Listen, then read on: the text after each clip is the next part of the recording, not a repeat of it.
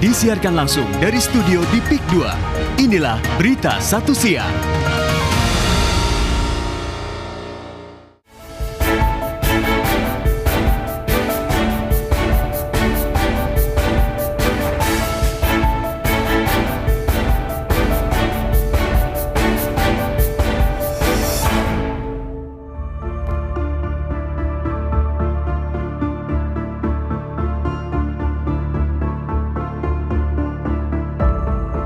Sekelompok pemuda bermotor dan bersenjata tajam menyerang permukiman warga di Jalan Sekretaris Tanjung Duren, Jakarta Barat pada dini hari sekitar pukul 2 waktu Indonesia Barat.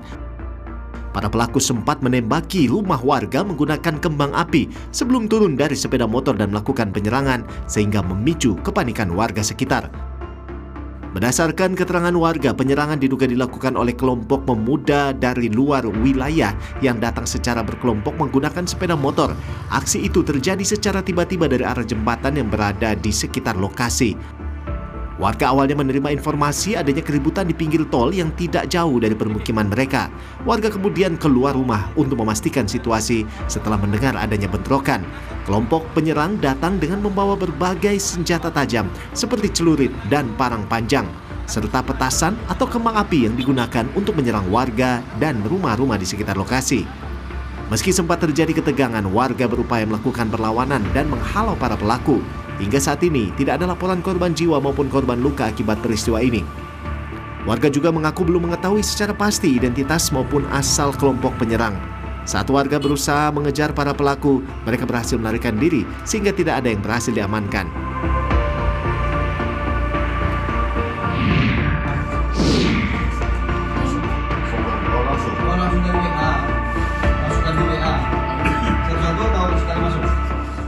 Polisi menggerebek markas judi online jaringan Kamboja di apartemen mewah di Medan, Sumatera Utara. 19 orang ditangkap dalam penggerebekan judi online beromset 7 miliar rupiah ini. Petugas Direktorat Reserse Siber Polda Sumatera Utara menggerebek markas operator judi online di sebuah apartemen mewah di kawasan Jalan Palang Merah, Kecamatan Medan Baru, Kota Medan, Sumatera Utara. Para pelaku yang tengah asik mengoperasikan situs judi online ini tak berkutik saat digerebek petugas. Dari 3 kamar yang digerebek, petugas meringkus 19 orang pelaku, di mana 8 orang diantaranya wanita. Para pelaku memiliki peran masing-masing mulai dari leader, operator hingga marketing judi online. Polisi juga menyita sejumlah barang bukti, yaitu 79 unit handphone, 4 unit komputer dan CPU serta monitor, 1 unit laptop, dan 1.800 SIM card telepon berbagai provider. Para pelaku dan barang bukti ini pun langsung dibawa ke Mapolda Sumatera Utara untuk dilakukan pengembangan. Ke-19 pelaku yang telah ditetapkan sebagai tersangka kini mendekam di sel tahanan Mapolda Sumatera Utara. Seluruhnya dikenakan pasal 426 tentang perjudian yang mengancam hukumannya 9 tahun penjara. Polisi juga masih mengembangkan kasus untuk mengungkap jaringan judi online yang terkoneksi hingga ke Kamboja.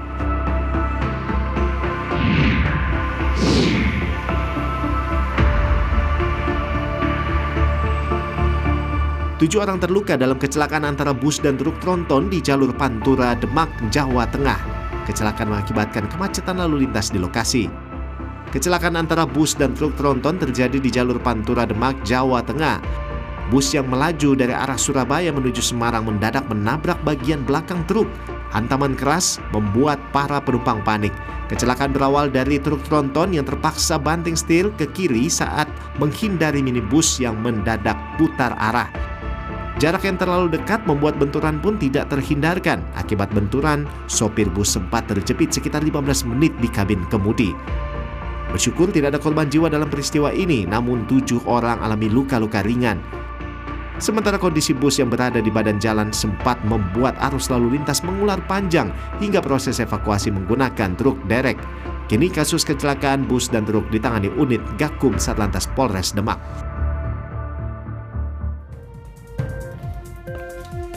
Halo, selamat siang pemirsa semuanya dan juga Rolando. Selamat siang. Apa kabarnya Rolando? Wah, kabarnya luar biasa sekali hari ini ya. Ya sekalipun di luar memang agak-agak mendung, agak-agak hujan manja begitu ya. Tapi kita di sini harus tetap semangat gitu ya. Semangat pastinya karena ada banyak sekali pemirsa informasi yang sudah kami himpun, begitu yang sudah kami rangkum untuk pemirsa dimanapun berada. Selain berita utama tadi, ini juga berbagai informasi menarik lainnya semuanya akan kami sajikan di sini selama 2 jam ke depan bersama dengan saya Adisa Fauzia dan rekan saya Rolando Sambuaga. Inilah berita 1 siang selengkapnya di Berita 1 Bersatu Menginspirasi.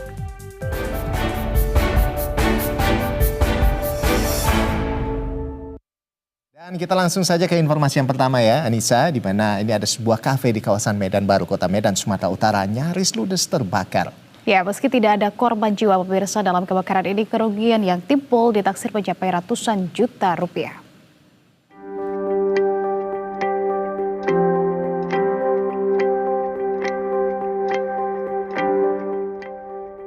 Kobaran api disertai kepulan asap tebal muncul dari bangunan kafe yang terbakar di Jalan Abdullah Lubis, Medan Baru, Kota Medan, Sumatera Utara. Kebakaran yang terjadi di pinggir jalan utama dan dekat permukiman ini mengakibatkan kepanikan.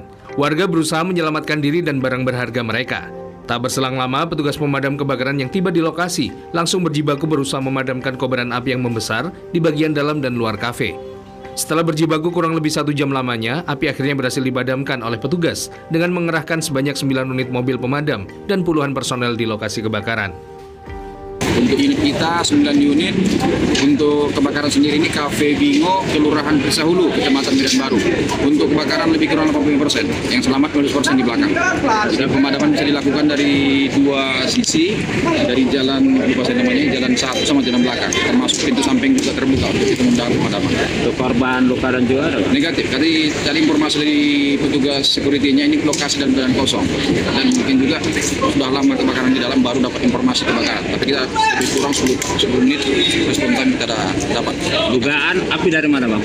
Informasi awal kita dari dapur kan, cuma kita belum tahu persis, pihak polisi nanti yang investigasi. Tak ada korban jiwa dalam kebakaran ini karena saat insiden terjadi kondisi kafe masih tutup. Namun kerugian material yang timbul ditaksir mencapai ratusan juta rupiah. Untuk penyelidikan penyebab pasti kebakaran, petugas kepolisian sektor Medan Baru memasang garis polisi di lokasi kebakaran. Panji Satrio, Berita 1, Medan, Sumatera Utara. Nah, berikutnya pemirsa ada informasi terkait dengan pembongkaran kios pedagang kaki lima di Kota Makassar, Sulawesi Selatan yang berujung ricuh pada Kamis kemarin. Ya, petugas diadang massa dan dilempari batu, kayu hingga petasan.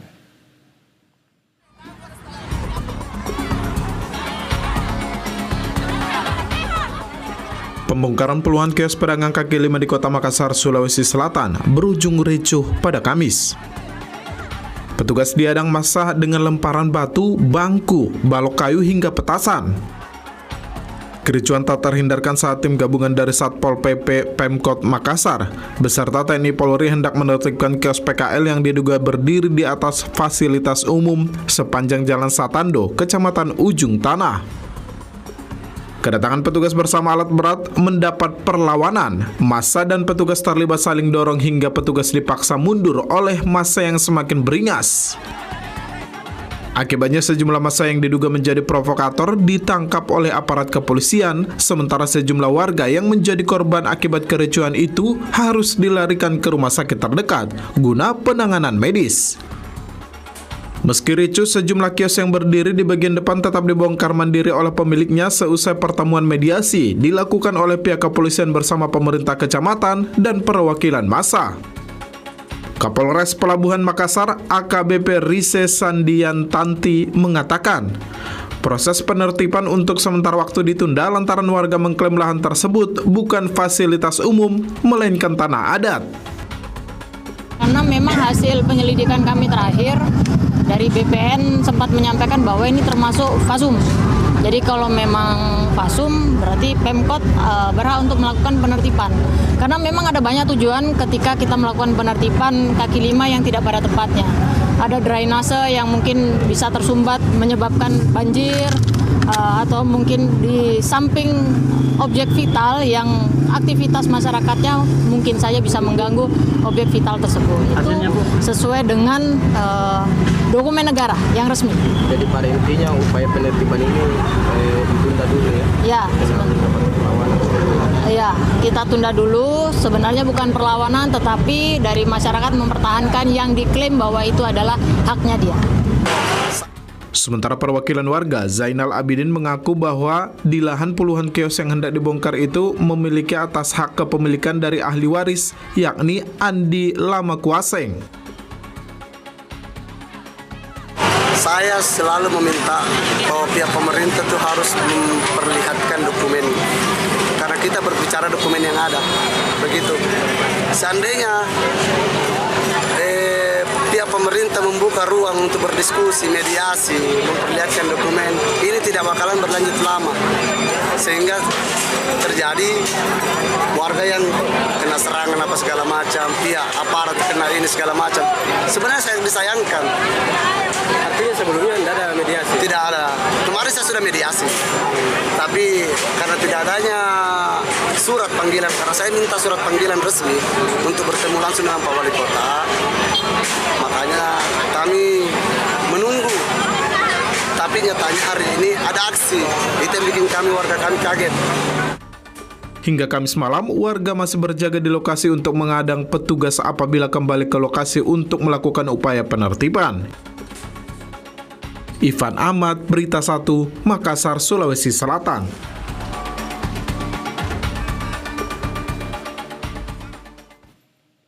Baik, kita ke informasi berikutnya pemirsa. Sebuah jembatan di ruas Jalan Nasional Trans Timor kilometer 36 Kabupaten Kupang, Nusa Tenggara Timur ambruk akibat curah hujan tinggi. Ya, ambruknya jembatan ini pemirsa melumpuhkan arus logistik yang menghubungkan 4 kabupaten di Pulau Timor hingga ke Timor Leste.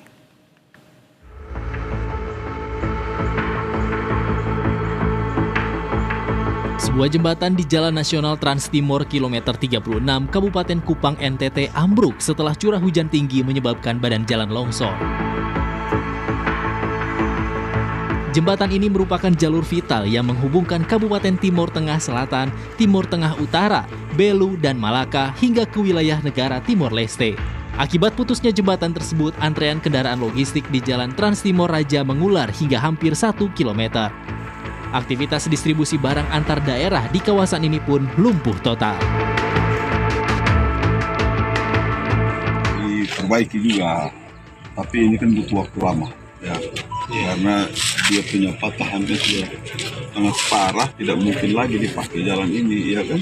Pokoknya konstruksi jembatan ini pasti akan dibuat yang baru, dibuat yang baru ini kan perlu proses yang cukup lama, harus ke pusat. Karena ini jalan nasional nih. Ini jalan nasional, bukan jalan provinsi. Wakil Gubernur NTT Joni Asadoma menyatakan, perbaikan jembatan membutuhkan waktu yang tidak sebentar. Mengingat status jalan ini sebagai jalan nasional, konstruksi jembatan baru harus dirancang dan dihitung terlebih dahulu sebelum diajukan ke pemerintah pusat.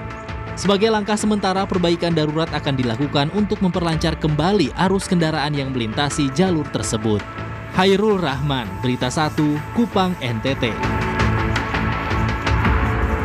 Informasi berikutnya pemirsa, warga Oku Selatan, Sumatera Selatan dikejutkan dengan penemuan jasad tetangga yang bersimbah darah. Ya, sebelumnya korban sempat tak terlihat beraktivitas dan tak merespon saat dipanggil.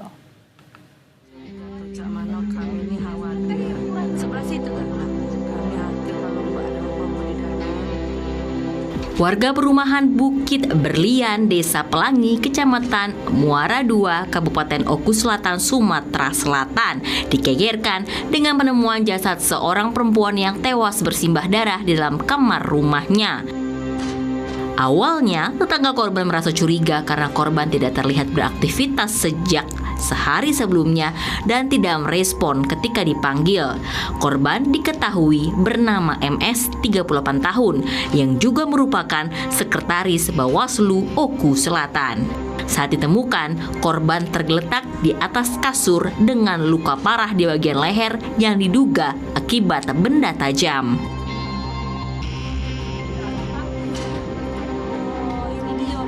Pihak kepolisian dari Polres Oku Selatan yang menerima laporan langsung menuju ke lokasi untuk melakukan olah tempat kejadian perkara TKP. Dari hasil pemeriksaan awal ditemukan adanya barang milik korban yang hilang, yakni 1 unit telepon genggam. Pihak kepolisian mengungkapkan bahwa hingga saat ini penyidik masih mendalami motif di balik kejadian tersebut.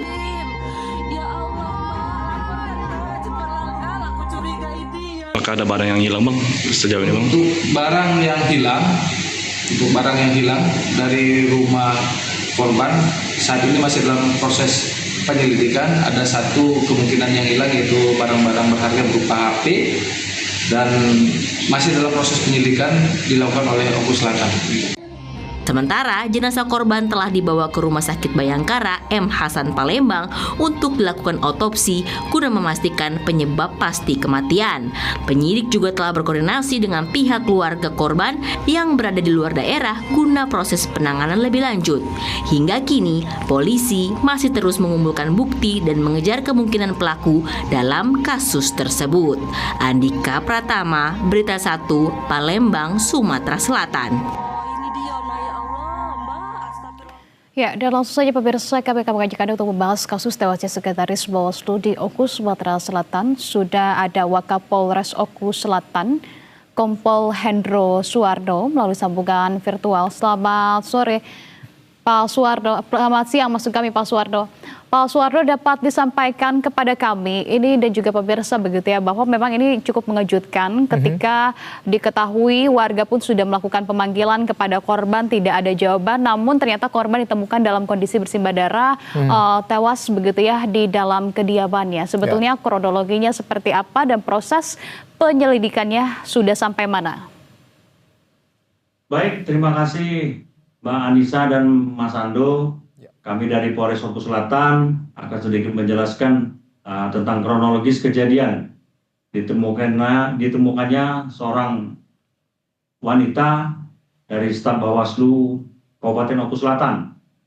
Adapun kejadiannya itu pada hari Rabu tanggal 25 Maret 2026 sekira pukul 07.30. Hal ini kami terima laporannya dari tetangga korban. Dari tetangga korban yang curiga terhadap korban yang tidak keluar rumah dari kemarin harinya.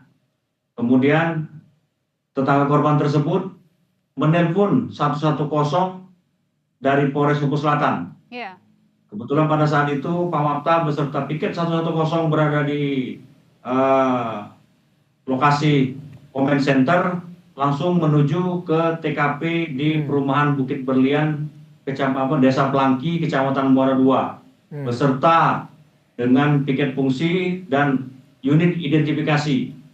Kemudian dari TKP, unit identifikasi dipimpin langsung oleh Kasat Reskrim. Dalam hal ini AKP Aston L. Sinaga itu melakukan olah TKP. Demikian Mbak Anissa dan Mas Ando.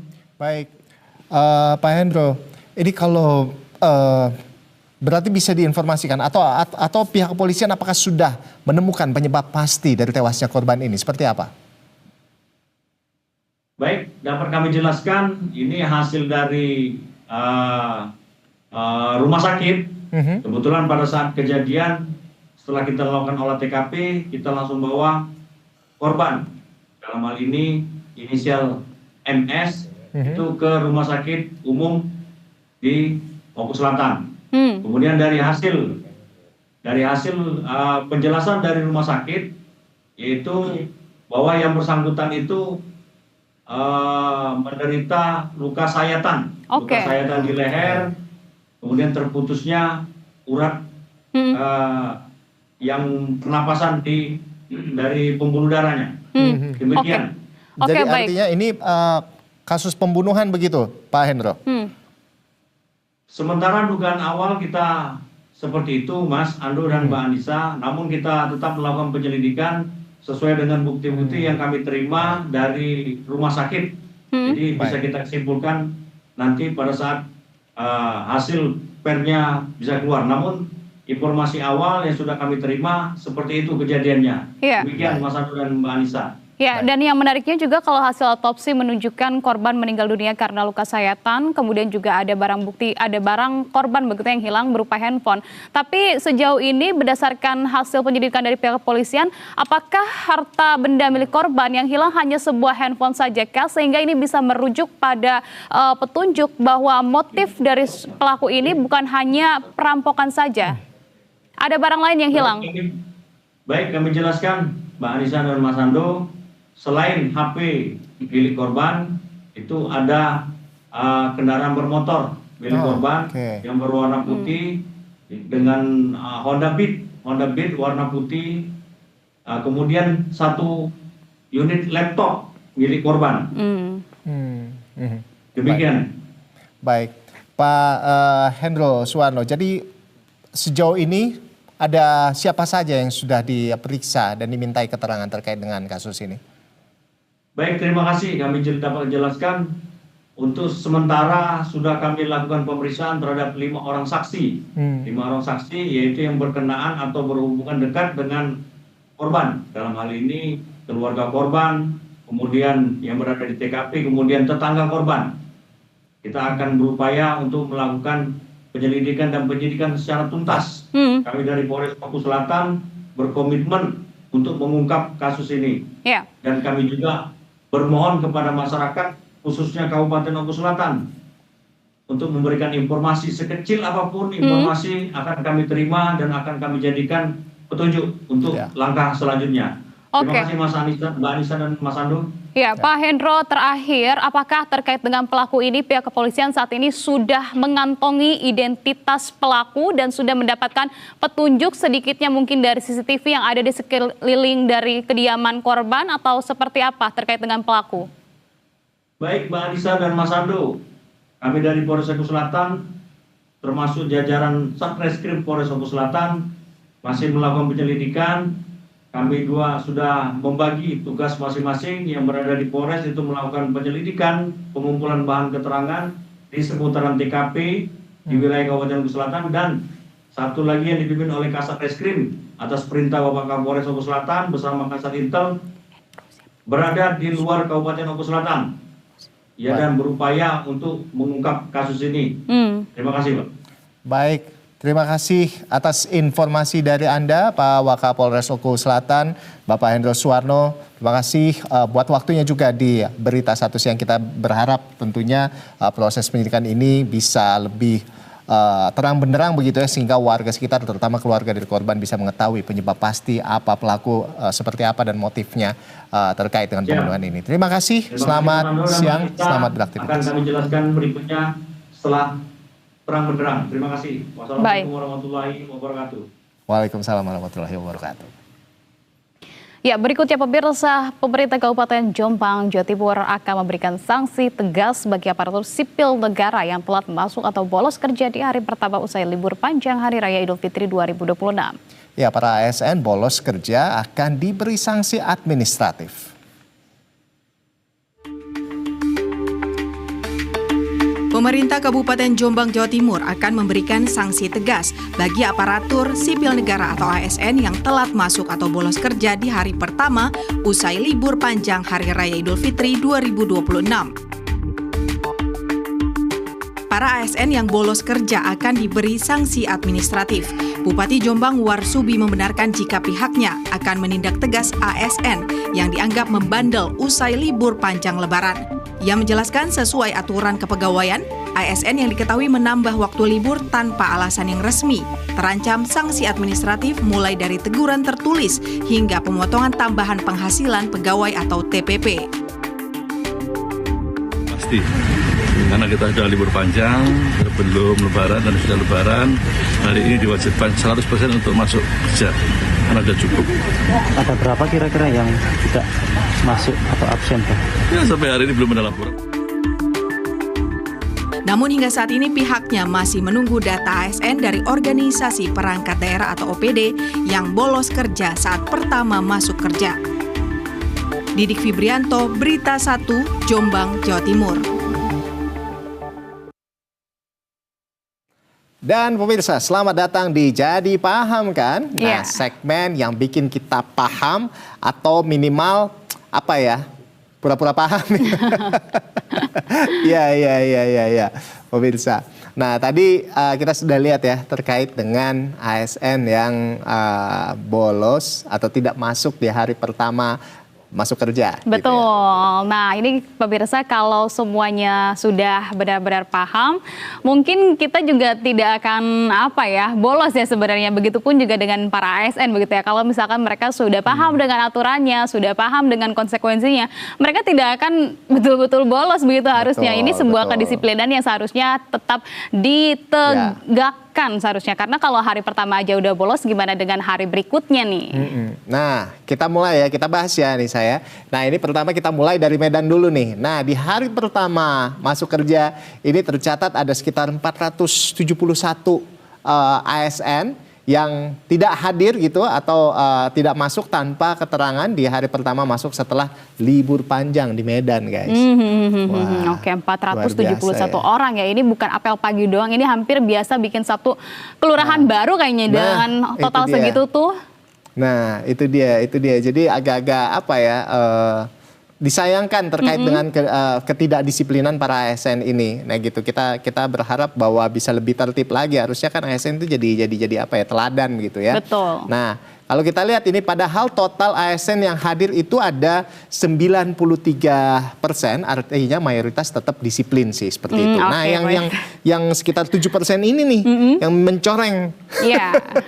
Jadi istilah kecilnya walaupun kecil tapi ini bikin gaduh begitu ya, kayak notifikasi keluarga begitu ya Ando, kalau misalkan jam 5 pagi tuh biasanya bikin gaduh nih pemirsa. Ya.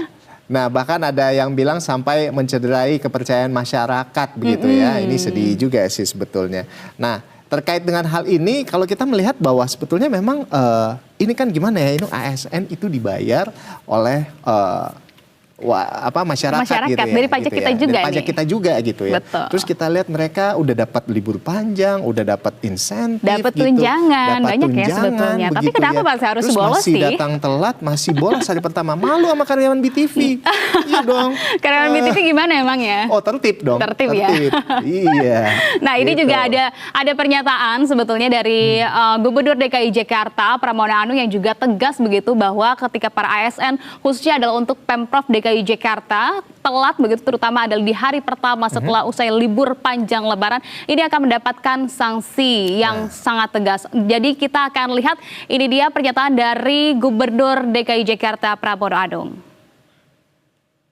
DKI Jakarta yang pertama, saya sudah meminta siapapun yang menggunakan kendaraan pribadi yang plat merah, kami akan tidak tegas. Itu yang pertama dulu. Kemudian yang kedua, selama WFA-nya sudah tidak berlangsung dan sudah jam normal, kemudian mereka belum masuk kantor, maka akan diberikan sanksi untuk itu. Tidak ada ruang untuk diberikan keringanan. Kemudian Nah, jadi jangan sampai ya kalau ini tuh jadi opsi paket liburan. Udah dikasih liburan panjang, tapi juga masih harus ada perpanjangan begitu ya. Jangan sampai deh nih.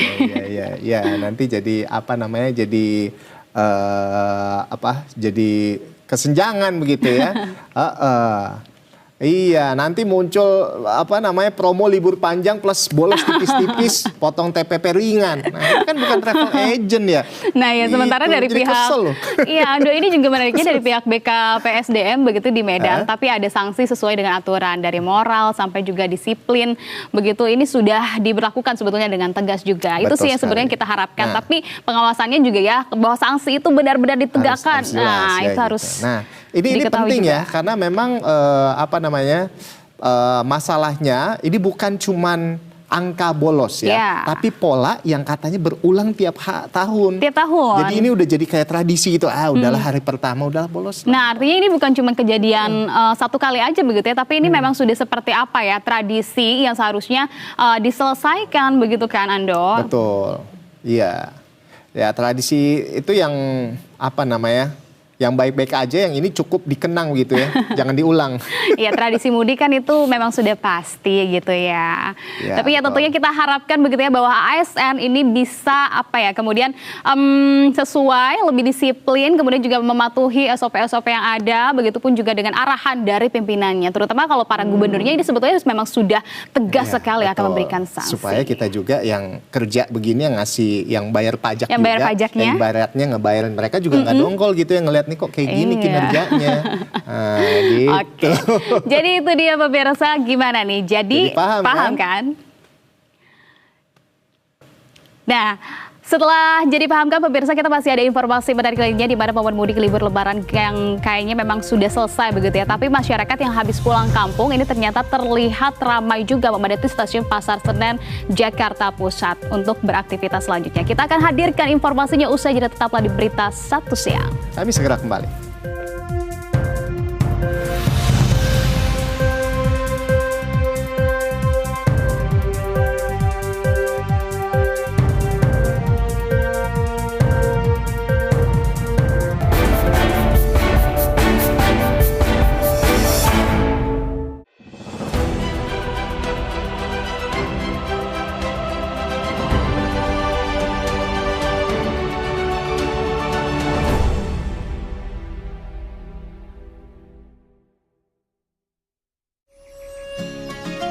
Berbagi bukan tentang seberapa besarnya, tapi bagaimana kita menjalankannya dengan hati yang murni dan niat tulus memberi. Untuk berbagi kebersamaan, berbagi kebahagiaan, berbagi kesegaran. Cleo Mini, murni airnya, segar rasanya.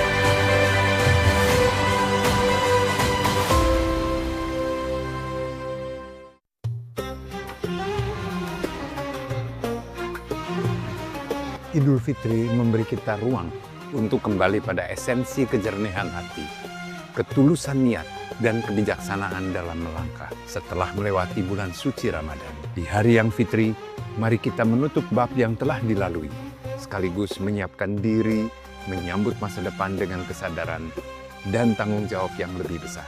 Di B-Universe, kami meyakini bahwa kekuatan sejati lahir dari kolaborasi dan konsistensi dalam berkarya. Pondasi itulah yang kami terus bangun, menyatukan visi dan menjaga integritas. Atas nama keluarga besar B-Universe, saya, Enggar Tiastolukita, mengucapkan Selamat Hari Raya Idul Fitri, mohon maaf lahir dan batin. Dengan semangat kebersamaan, mari kita melangkah ke depan, bersatu raih kemenangan.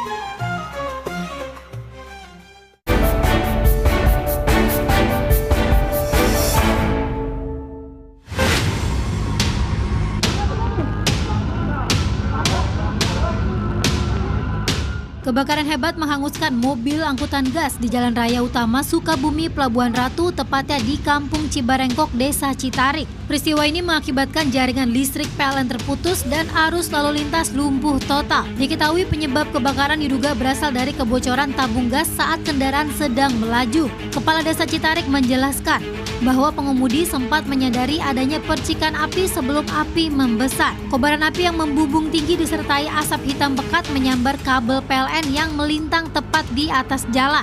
Panasnya api memutus jaringan kabel hingga menyebabkan aliran listrik di wilayah sekitar padam seketika. Petugas pemadam kebakaran telah dikerahkan ke lokasi untuk menjinakkan si jago merah. Petugas kepolisian dan warga setempat pun melakukan sterilisasi area guna menghindari jatuhnya korban jiwa mengingat muatan gas sangat rawan meledak. Meski sempat membuat warga berhamburan karena panik, pihak desa memastikan tidak ada korban jiwa dalam musibah ini.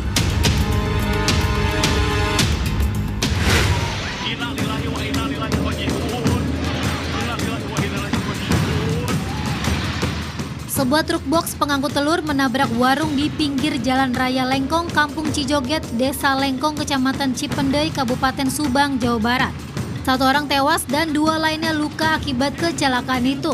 Diketahui warung yang ditabrak mengalami kerusakan parah. Bagian depan bangunan rata dengan tanah setelah dihantam truk. Material bangunan kayu, penyangga, dan atap pun berserakan. Sementara sebagian barang dagangan milik korban tertimbun puing. Diketahui kendaraan truk box melaju dari arah Subang menuju Purwakarta. Setibanya di lokasi kejadian, kendaraan oleng ke kanan dan menabrak warung. Akibat kejadian ini, pemilik warung meninggal dunia dan 2 orang mengalami luka ringan. Proses evakuasi truk yang melintang di badan jalan berlangsung cukup lama dan menyebabkan arus lalu lintas dari kedua arah sempat tersendat. Hingga kini kasus kecelakaan masih dalam penanganan unit Laka Lantas Polres Subang.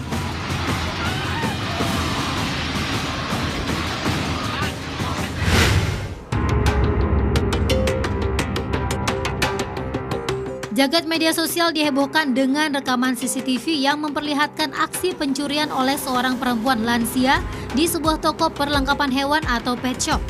Insiden ini terjadi di kawasan Jalan Raya Sawangan, Rangkapan Jaya, Pancoran Mas, Kota Depok. Kasih Humas Polres Metro Depok menginformasi bahwa pihak kepolisian tengah melakukan penyelidikan mendalam terkait kasus ini. Pelaku yang belum diketahui identitasnya itu diduga membawa kabur 1 unit ponsel dan uang 1,8 juta rupiah dari dalam laci kasir milik toko. Peristiwa bermula pada pagi hari saat penjaga toko sedang sibuk merapikan rak pajangan. Karena fokus bekerja, penjaga tidak menyadari kehadiran pelaku yang masuk ke dalam area kasir. Berdasarkan rekaman kamera pengawas, pelaku memiliki ciri-ciri fisik seorang perempuan tua yang berjalan menggunakan bantuan tongkat. Ironisnya, saat kejadian berlangsung, posisi korban hanya berjarak sekitar 5 meter dari pelaku. Saat ini personel Polsek Pancoran Mas telah mengamankan bukti rekaman CCTV untuk mengidentifikasi sosok nenek tersebut.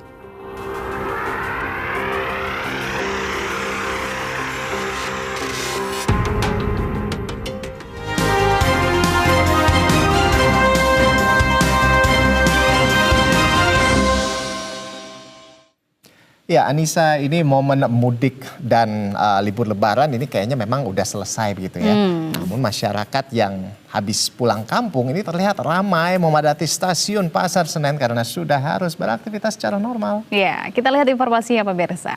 Sebagian masyarakat ini tampaknya sudah mulai beraktivitas normal sepekan jelang Idul Fitri. Bahkan ada juga yang sudah mulai bekerja sejak kemarin. Nah, di stasiun Pasar Senen, pergerakan pemudik yang kembali dari kampung halaman masih ramai terlihat. Menurut data sementara KAI Daup 1 Jakarta, tercatat ada lebih dari 48.000 orang yang tiba dan turun di sejumlah stasiun wilayah Daup 1 Jakarta. Ya, stasiun Pasar Senen dan stasiun Gambir ini menjadi 2 simpul utama arus balik pada masa libur balik Lebaran 2026 ini. Jumlah kedatangan penumpang berkisar dari 49.000 hingga 53.000 penumpang per hari di seluruh wilayah Daup 1 Jakarta. Ya, KAI Daup 1 Jakarta menyatakan kesiapan penuh dalam menghadapi arus balik Lebaran. Ya, langkah antisipasi ini telah disiapkan guna memastikan kelancaran keamanan dan kenyamanan pengguna kereta api.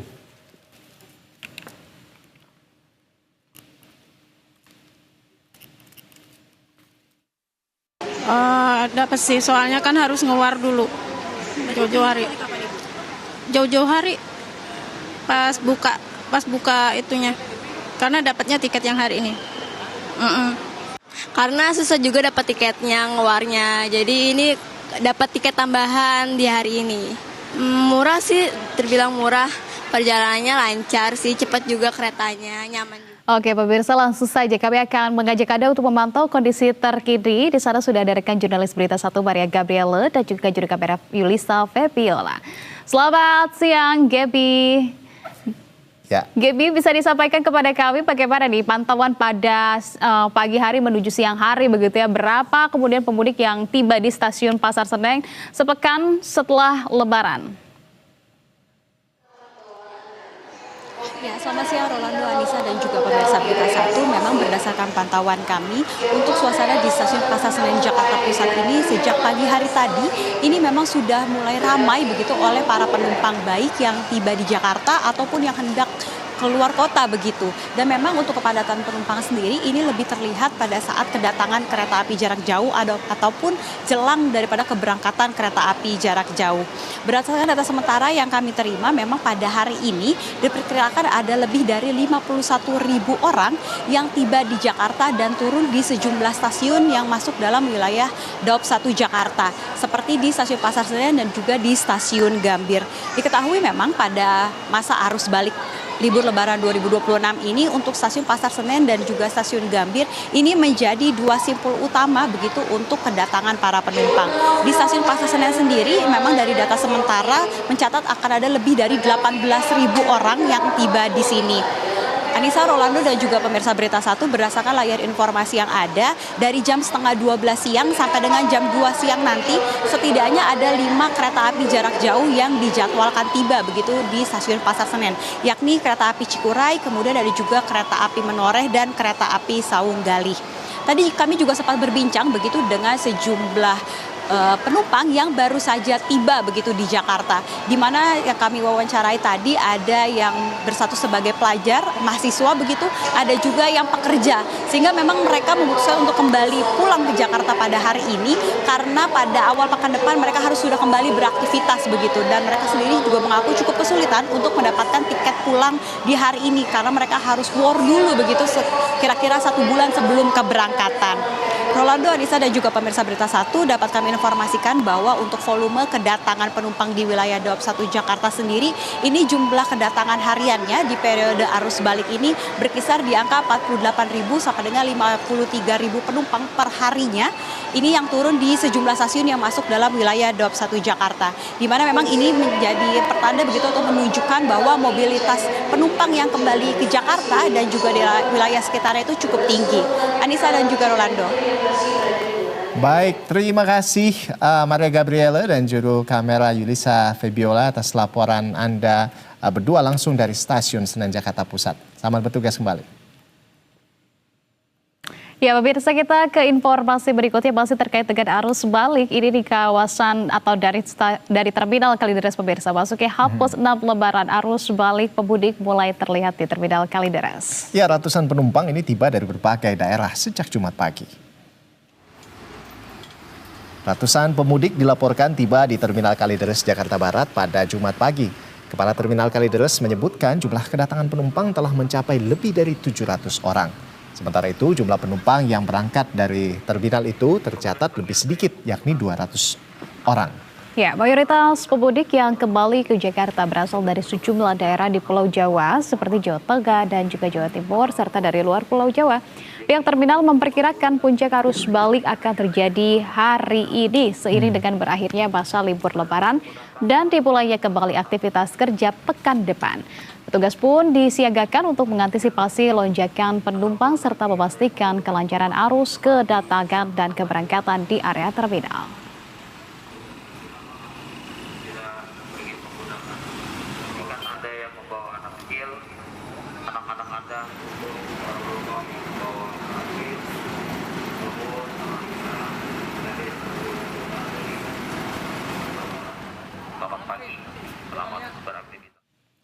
Ya, pemirsa, untuk mengetahui situasi arus balik Lebaran 2026 di Terminal Kalideres, Jakarta Barat, sudah ada jurnalis Berita Satu Reza Pamungkas yang akan melaporkan secara langsung. Selamat siang, Reza. Reza, bagaimana maksud kami pantauan arus balik di Terminal Kalideres saat ini dari pantauan Anda ya? Nah, apakah memang pemudik sudah tiba di Jakarta atau seperti apa dan kapan prediksi puncak arus balik dari informasi yang Anda dapatkan? Ya, Ando dan Anissa.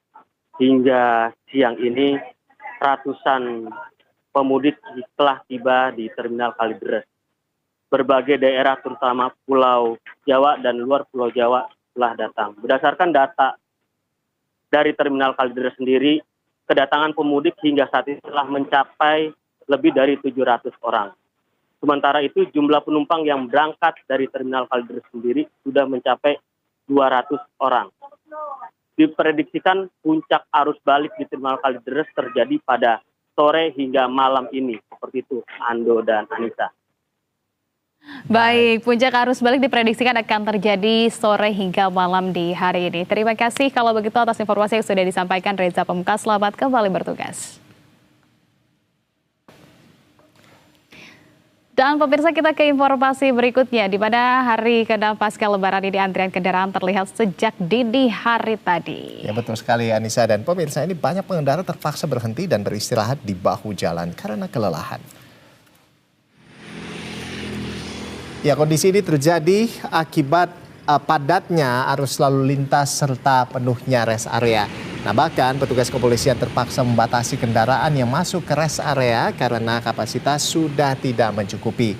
Nah, untuk mengurai kepadatan, pihak kepolisian bersama pengelola tol memberlakukan rekayasa lalu lintas berupa sistem satu arah menuju Jakarta. Ya, kebijakan ini pemirsa merupakan arahan dari Korlantas Polri dalam rangka menghadapi puncak arus balik.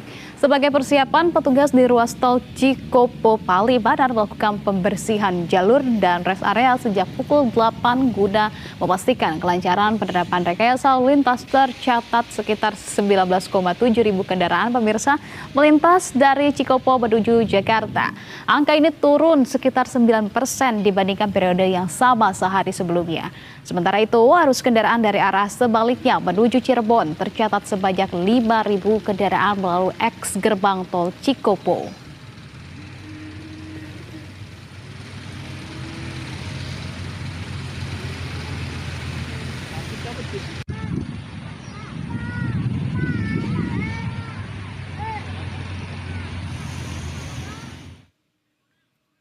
Dan langsung saja pemirsa, kami akan mengajak Anda untuk melihat bagaimana arus lalu lintas usai diberlakukannya sistem satu arah di arus balik hari ini. Sudah ada jurnalis Berita 1, Dede Aditaba yang akan melaporkan dari ruas tol Cipali.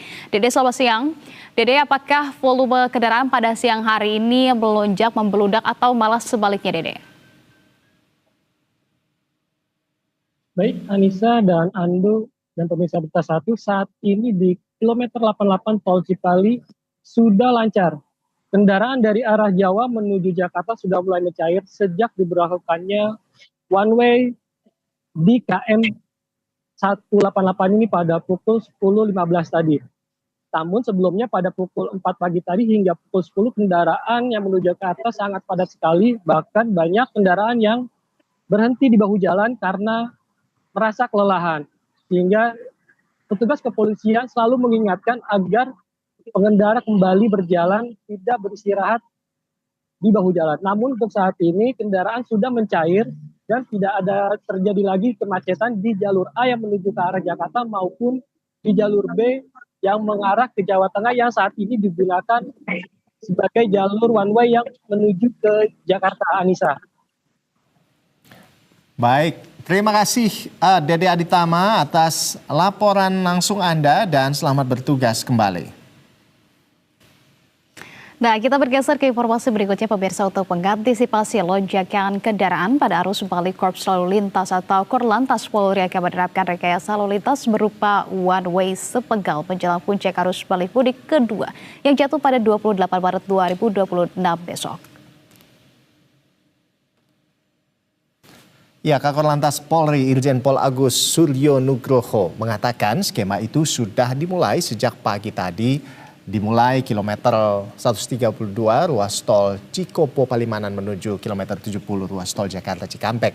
Nah, jika tetap terjadi peningkatan volume kendaraan, maka one way akan tetap dilanjutkan secara bertahap mulai dari kilometer 169, kilometer 188 hingga kilometer 263 menuju ke kilometer 70.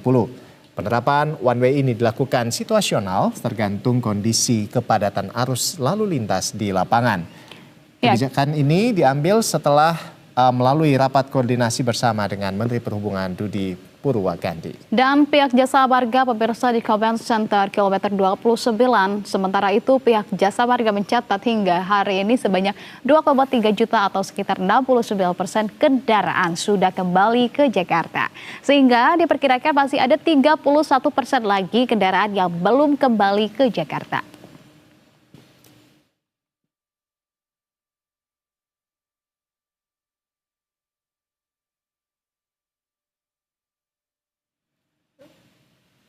Dan pemirsa, untuk mengetahui update terkini sudah ada reporter Berita 1 Ricky Harahap dan juru kamera Hilman Praitno. Selamat siang Ricky.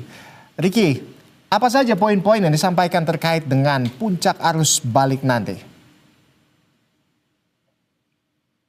Ya, Ando dan pemirsa, besok puncak arus balik gelombang kedua akan terjadi. Ada upaya antisipasi yang kemudian dilakukan oleh pemerintah. Dalam hal ini adalah Korlantas Polri, kemudian Kementerian Perhubungan dan juga Jasa Marga yang tadi sudah selesai melakukan rapat koordinasi dan juga mengambil keputusan. Keputusan yang pertama, tadi pagi sudah diberlakukan one way sepenggal, yaitu dari kilometer 132 menuju ke kilometer 70 dan sudah selesai. Kemudian dilakukan situasional melihat kondisi peningkatan volume kendaraan yang ada di jalan. Kemudian tadi pada pukul 10.30 kurang lebih sudah diberlakukan lagi one way lokal, yaitu dari kilometer 263 menuju kilometer 70. Situasi ini memang dilakukan situasional melihat bagaimana kondisi kepadatan volume kendaraan di jalanan. Jika nanti kemudian mendekati puncak arus balik besok, volume kendaraan ini terus meningkat, maka tidak menutup kemungkinan one way nasional akan diberlakukan, yaitu dari kilometer 414 gerbang tol Kali Kangkung menuju ke kilometer 70. Tetapi memang penerapan one way nasional ini, Ando, nanti indikatornya adalah tergantung jumlah volume kendaraan di gerbang tol Kali Kangkung. Jika kemudian volume kendaraan di sana mendekati 4.000 unit kendaraan, maka one way nasional akan diberlakukan dari kilometer 414 menuju ke kilometer 70. Tetapi yang setidaknya hari ini sedang diberlakukan oleh pihak kepolisian adalah one way lokal, yaitu dari 263 kilometer 263 menuju ke kilometer 70.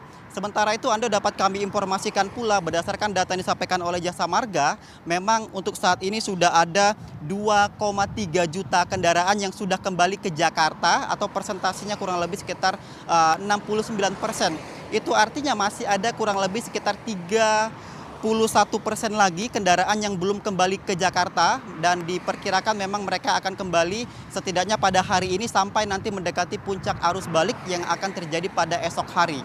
Sementara itu data yang kami terima dari pihak Jasa Marga untuk hari ini saja ada kurang lebih sekitar 183.000 kendaraan yang akan kembali ke Jakarta melalui Trans Jawa dari arah Jawa. Dan angka ini, Ando, diperkirakan besok akan terus meningkat sampai nanti hari Minggu, yaitu diperkirakan akan mencapai kurang lebih sekitar 200 hingga 250.000 kendaraan yang akan kembali ke Jakarta. Kalau kita lihat skema pada penerapan arus balik pada momen Lebaran tahun ini, memang untuk puncak arus balik gelombang pertama sebenarnya sudah terjadi, Ando, pada tanggal 24 Maret kemarin, di mana total ada sekitar 256.000 lebih kendaraan yang sudah kembali ke Jakarta. Sementara itu memang besok diperkirakan puncak arus balik ini akan terus terjadi mengingat masih ada sekitar 31% kendaraan yang belum kembali ke Jakarta. Untuk itulah memang sejumlah skema rekayasa arus lalu lintas diberlakukan, salah satunya adalah one way. Saat ini sudah diberlakukan one way lokal dan besok tidak menutup kemungkinan one way nasional akan diberlakukan melihat kondisi dan juga volume kendaraan yang ada di lapangan. Tentu kalau berdasarkan keterangan yang disampaikan oleh Kakor Lantas Polri, Irjen Pol Agus Suryo Nugroho, untuk puncak arus balik gelombang kedua besok ini memang diperkirakan tidak sebanyak pada puncak arus balik gelombang pertama. Meski demikian, pihaknya akan berusaha untuk bisa memberikan pelayanan yang terbaik begitu agar memang kepadatan volume kendaraan ini bisa terurai. Agar 31% kendaraan yang belum kembali ke Jakarta ini bisa kembali secara bertahap dan tidak terjadi kemacetan ketika puncak arus balik yang akan terjadi pada esok hari. Di sisi lain kita tahu hari ini sudah diberlakukan diskon tarif tol sebesar 30% dari tanggal 26 sampai tanggal 27 Maret. Hal ini juga diharapkan bisa dimanfaatkan oleh masyarakat agar kembali ke Jakarta, kembali ke ibu kota ini bisa secara bertahap dan tidak di dalam satu waktu yang bersamaan sehingga kepadatan volume kendaraan ini bisa terhindari dan kemacetan juga terhindari. Tentu ini yang menjadi harapan kita. Bagaimana kemudian arus balik ini bisa berjalan dengan normal dan puncaknya akan terjadi pada besok. Dinamika yang terjadi pada esok hari. Untuk sementara kami kembalikan ke studio. Baik, terima kasih kalau begitu atas informasi yang sudah disampaikan Ricky Harahap. Selamat kembali bertugas. Dan kita langsung bergeser pemirsa untuk melihat ke kondisi juga arus balik di stasiun Tugu. Di sana sudah ada rekan jurnalis Berita 1 Chandra Adi. Chandra, bisa dilaporkan situasi seperti apa? Silakan. Selamat siang Anissa dan Ando. Saat ini memang situasi di stasiun Tugu Yogyakarta masih ramai oleh penumpang yang akan melakukan perjalanan ke sejumlah kota di Jakarta dan juga Jawa Timur. Dan dari 4 hari terakhir ini memang jumlah penumpang yang berangkat dari sejumlah stasiun di wilayah Daup 6 Yogyakarta ini memang mengalami peningkatan yang cukup drastis. Namun demikian, puncak arus balik ini memang sudah terjadi pada tanggal 24 Maret 2026 dengan jumlah 71.800 penumpang, dan pada 3 hari berikutnya hingga hari ini angkanya selalu di atas 60.000 penumpang, dan hari ini saja ada sekitar 62.000 penumpang yang akan melakukan perjalanan dari stasiun di wilayah Daup 6 Yogyakarta. Dan ada sejumlah kereta yang pada keberangkatan hari ini tiketnya sudah terjual habis, yakni kereta api jurusan Jakarta, diantaranya ada kereta Taksaka, kemudian kereta Bangunkarta, kereta Argo Semeru, dan kereta tambahan Yogyakarta Gambir. Selain itu ada juga sejumlah kereta jurusan Surabaya, diantaranya ada kereta Sancaka, kemudian kereta Ranggajati, dan kemudian ada kereta Malabar jurusan Malang yang akan berangkat sore ini. Selain itu ada sejumlah tujuan lain yang juga sudah habis tiketnya, yakni kereta Joglos Parkerto jurusan Semarang Tawang, dan kereta Argo Wilis dan Malabar jurusan Bandung. Anissa dan Ando. Ya, terima kasih rekan Chandra di atas informasi Anda melaporkan secara langsung dari Yogyakarta. Selamat bertugas kembali.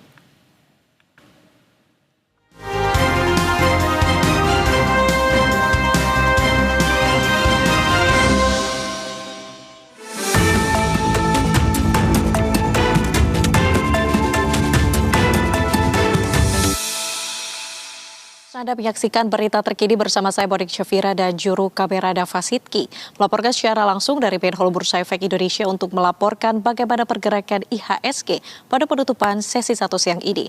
Adapun pada pembukaan perdagangan pagi ini, pemirsa, IHSG terpantau dibuka di zona merah, di mana mengalami koreksi hingga 7.136, di mana dari sisi sektoral, pelemahan IHSG yang terjadi pada hari ini juga dibebani oleh mayoritas sektor yang berakhir di zona merah. Di antaranya datang dari sektor industrial, yakni mengalami koreksi hingga 1,37%. Kemudian juga ada sektor infrastruktur yang anjlok hingga 1,30%. Sementara itu pemirsa, dalam wawancara terpisah, analis BRI dan Reksa Sekuritas juga mengatakan bahwa hari ini IHSG diprediksi akan mengalami pergerakan terbatas dalam jangka pendek, di mana IHSG bergerak dalam rentang support di 7.100, sementara untuk resisten ini berada pada posisi 7.300 hingga 7.340. Adapun pelemahan IHSG yang terjadi pada hari ini juga akan dibebani oleh sejumlah sentimen, terutama ini pada sentimen eksternal, diantaranya yakni adanya kenaikan harga energi seperti minyak dan gas, serta tekanan jual investor asing yang tampaknya ini masih menjadi faktor utama pelemahan IHSG. Lantas bagaimana dengan pergerakan IHSG pada hari ini? Mampukah IHSG bergerak rebound dan menuju ke zona hijau? Dan selengkapnya kami akan mengajak Anda untuk melihat papan Bursa Efek Indonesia yang berada di belakang saya saat ini. Dan bisa Anda saksikan pemirsa dari layar kaca Anda bahwa tepatnya pada pukul 12:02 waktu Indonesia Barat, IHSG ditutup di zona merah atau mengalami koreksi sebesar 0,88%. Atau setara dengan 63,09 indeks poin ke level 7.101, di mana sebanyak 10,6 miliar lembar saham diperdagangkan dengan nilai transaksi mencapai lebih dari 5,7 triliun rupiah. Sedangkan untuk frekuensi yang tercatat hingga penutupan sesi 1 siang ini mencapai lebih dari 790.000 kali transaksi. Sementara itu, pelemahan IHSG yang terjadi pada hari ini juga dibebani oleh 385 saham yang mengalami pelemahan, kemudian ada 230 saham yang mengalami penguatan, dan sisanya ini ada 195 saham tidak bergerak. Sementara itu pemirsa, Jika kita melihat ke 45 kumpulan saham yang tergabung dalam LQ45 pada hari ini juga mengalami koreksi hingga 1,41%. Dengan beberapa saham yang memang menjadi top losers dan juga top gainers. Sementara itu pemirsa, hingga penutupan sesi 1 siang ini ada beberapa saham yang masuk ke dalam jajaran top gainers, diantaranya yakni datang dari Soho yang naik hingga 24,92%.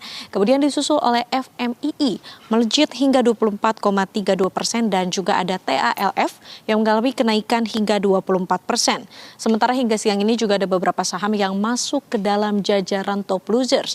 Ini datang dari FITT yang mengalami koreksi hingga 15%. Kemudian ada Fuji turun hingga 14,80%. Ada juga APLI yang mengalami koreksi hingga 13,79%. Sementara dari sisi sektoral, mayoritas sektor berakhir di zona merah, yakni dengan pelemahan tertinggi jatuh kepada sektor industrial yang turun hingga 1,53%. Kemudian ada infrastruktur yang anjlok hingga 1,30%. Ada juga datang dari sektor teknologi yang mengalami koreksi hingga 0,85%. Dan demikian untuk laporan IHSG pada penutupan sesi 1 siang ini pemirsa. Kami juga masih akan menantikan bagaimana IHSG akan bergerak pada penutupan perdagangan sore nanti. Saya Modik Syafira dan juru kamera Dava Sidki melaporkan langsung dari Main Hall Bursa Efek Indonesia. Tetap saksikan program Berita 1 Bersatu Menginspirasi.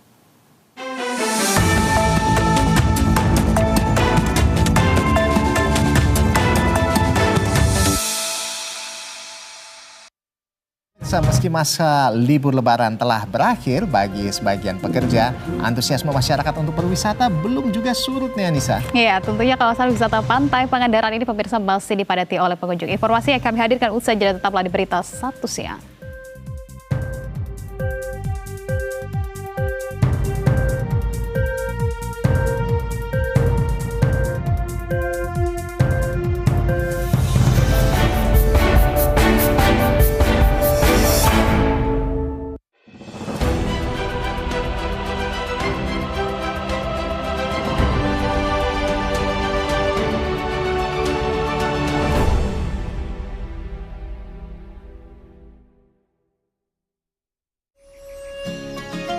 Berbagi bukan tentang seberapa besarnya, tapi bagaimana kita menjalankannya. Dengan hati yang murni dan niat tulus memberi. Untuk berbagi kebersamaan, berbagi kebahagiaan, berbagi kesegaran. Cleo Mini, murni airnya, segar rasanya.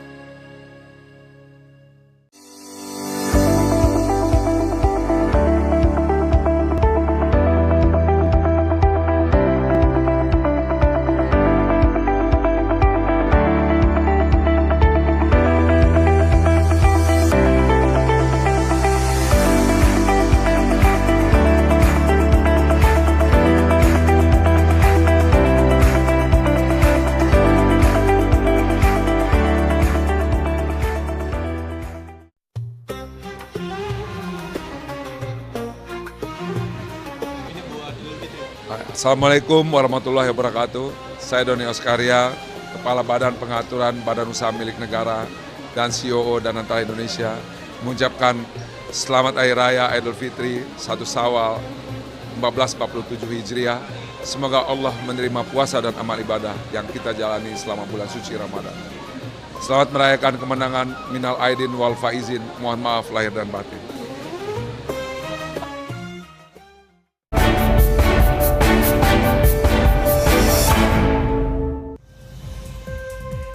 Ya, terima kasih pemirsa Anda masih bersama kami di Berita 1 Siang bersama dengan saya Anissa Fauzia dan dengan saya Rolando Sabuaga. Ya, baik, Anissa, jadi di H+6 Lebaran di Taman Marga Satwa Ragunan ini masih menjadi magnet wisata bagi masyarakat. Wah, meski tren kunjungan mulai menurun ini dibandingkan hari-hari sebelumnya pemirsa, tapi total ratusan ribu pengunjung telah memadati kawasan ini sejak awal libur Idul Fitri. Wow, luar biasa.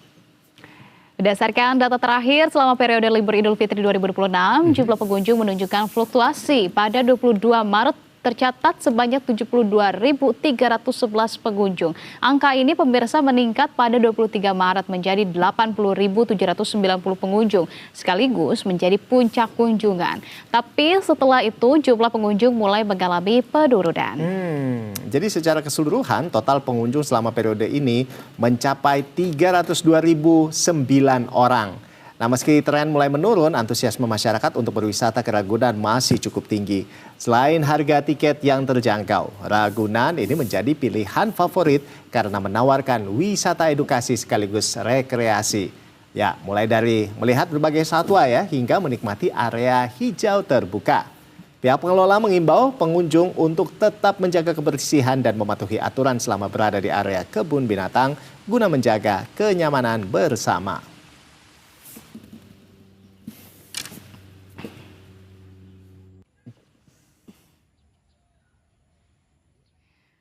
Ya pemirsa, di hari ke-6 pasca Idul Fitri 1447 Hijriah ini, sejumlah kawasan wisata ini masih dipadati pengunjung. Untuk mengetahui kondisi terkini, kita akan langsung saja mengajak Anda ke Taman Marga Satwa Ragunan, Jakarta. Nah, sudah ada rekan jurnalis Berita 1 Andrea Hosana di sana yang akan melaporkan langsung.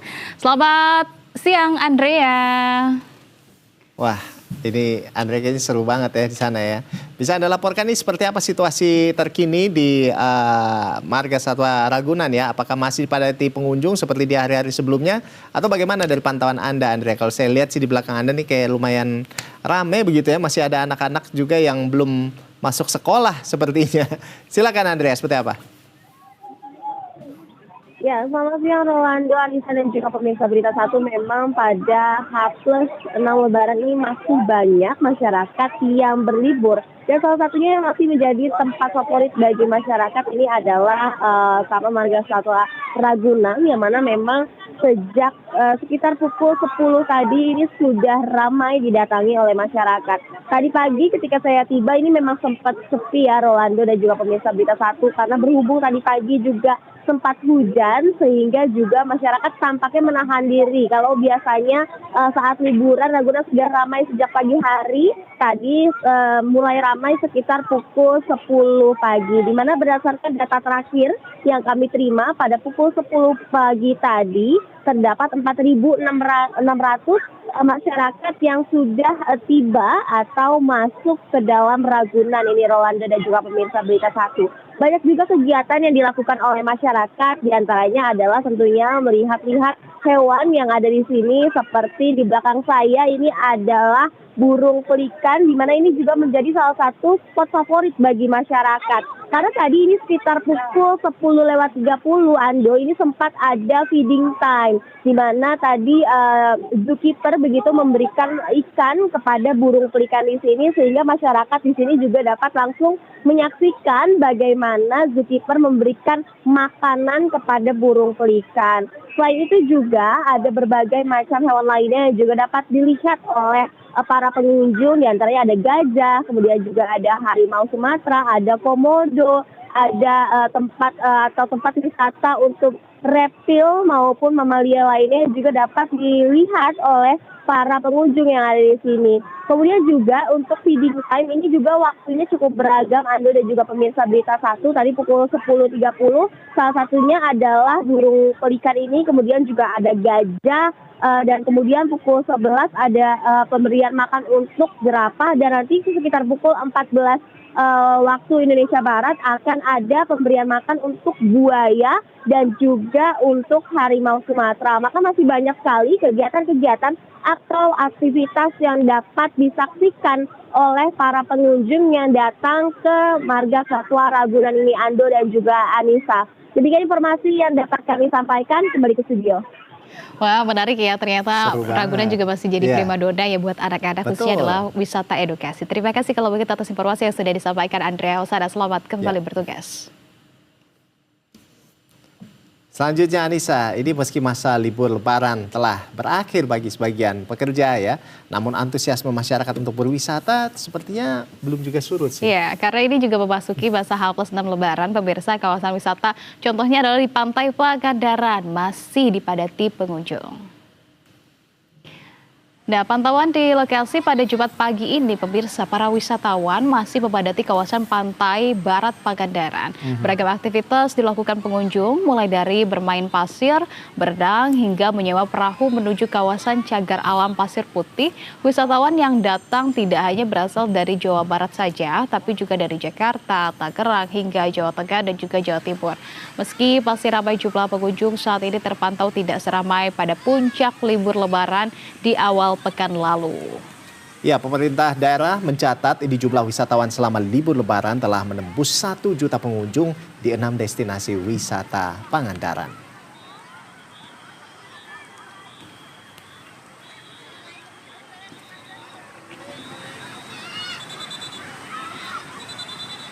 Kalau melihat hari ini landai, perhitungan kami itu hari Jumat ini memang ada lonjakan. Tapi kelihatannya landai lah, standar masih standar. Kemungkinan sih mungkin tidak akan lebih dari 1 juta, paling lebih dari 200.000 orangan lagi lah kurang lebih. Ya, dan pemirsa, untuk memantau keseruan libur Lebaran di Pantai Pangandaran sudah ada jurnalis Berita 1 Muhammad Iqbal. Selamat siang, Iqbal. Ya, Iqbal, selamat siang. Iqbal, ini tampaknya cuaca lagi bersahabat, lagi terik-teriknya. Bahkan Iqbal juga terlihat ini tampak seperti matahari mendukung begitu ya untuk para masyarakat menikmati suasana pantai, berlibur, berjemur juga di sana. Seru ini apa banget aja kegiatan yang bisa dilakukan masyarakat pada hari ini di sana? Bahkan sampai ada yang lagi prewed ya kayaknya di belakang. Silakan, Iqbal.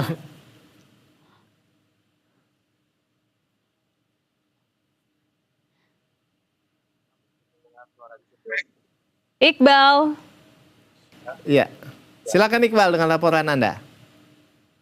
Baik, selamat siang Anissa, Ando, dan juga pemirsa. Dapat saya sampaikan suasana di Pantai Barat Pangandaran pada siang hari ini terpantau masih cukup ramai dipadati oleh para pengunjung.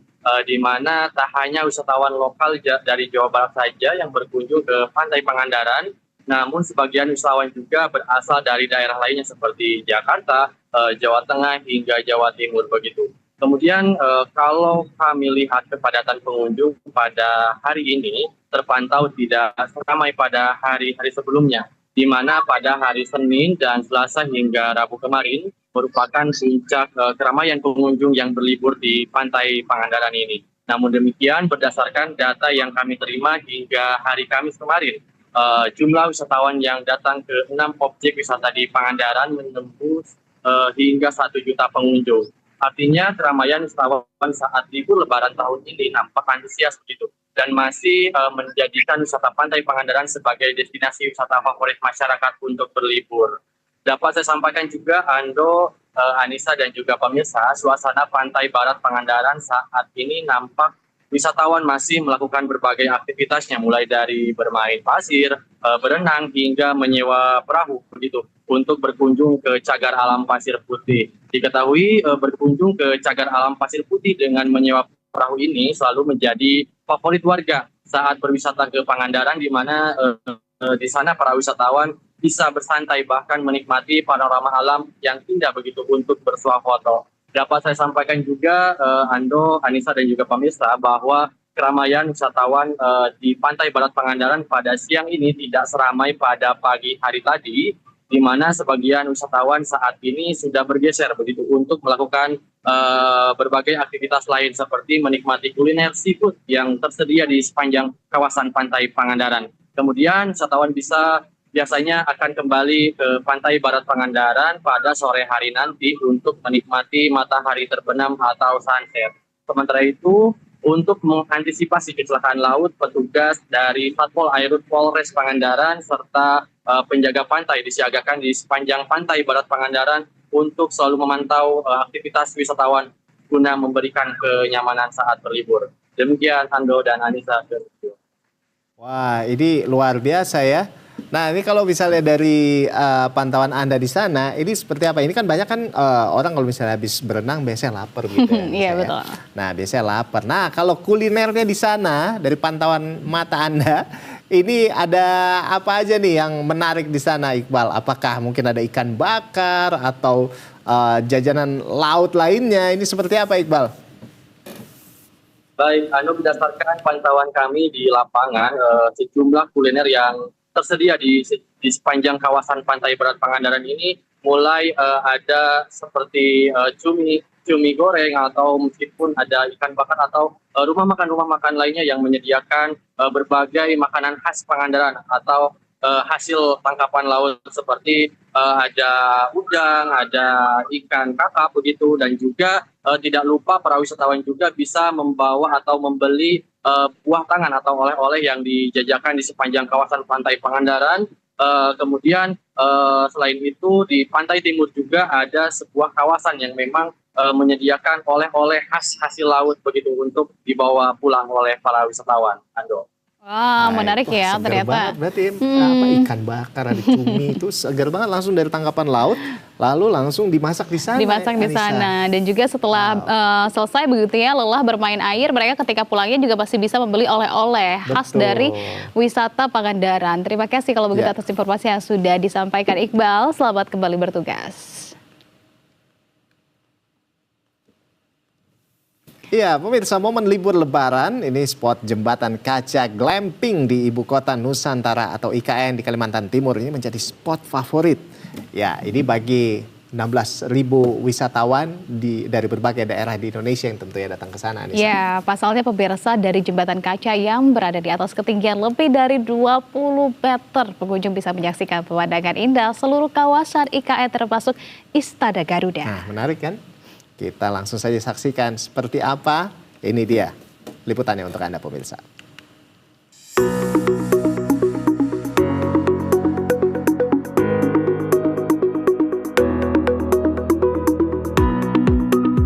Sejak dibuka untuk umum selama libur Lebaran, belasan ribu pengunjung tercatat telah berkunjung ke area glamping IKN di Kalimantan Timur ini.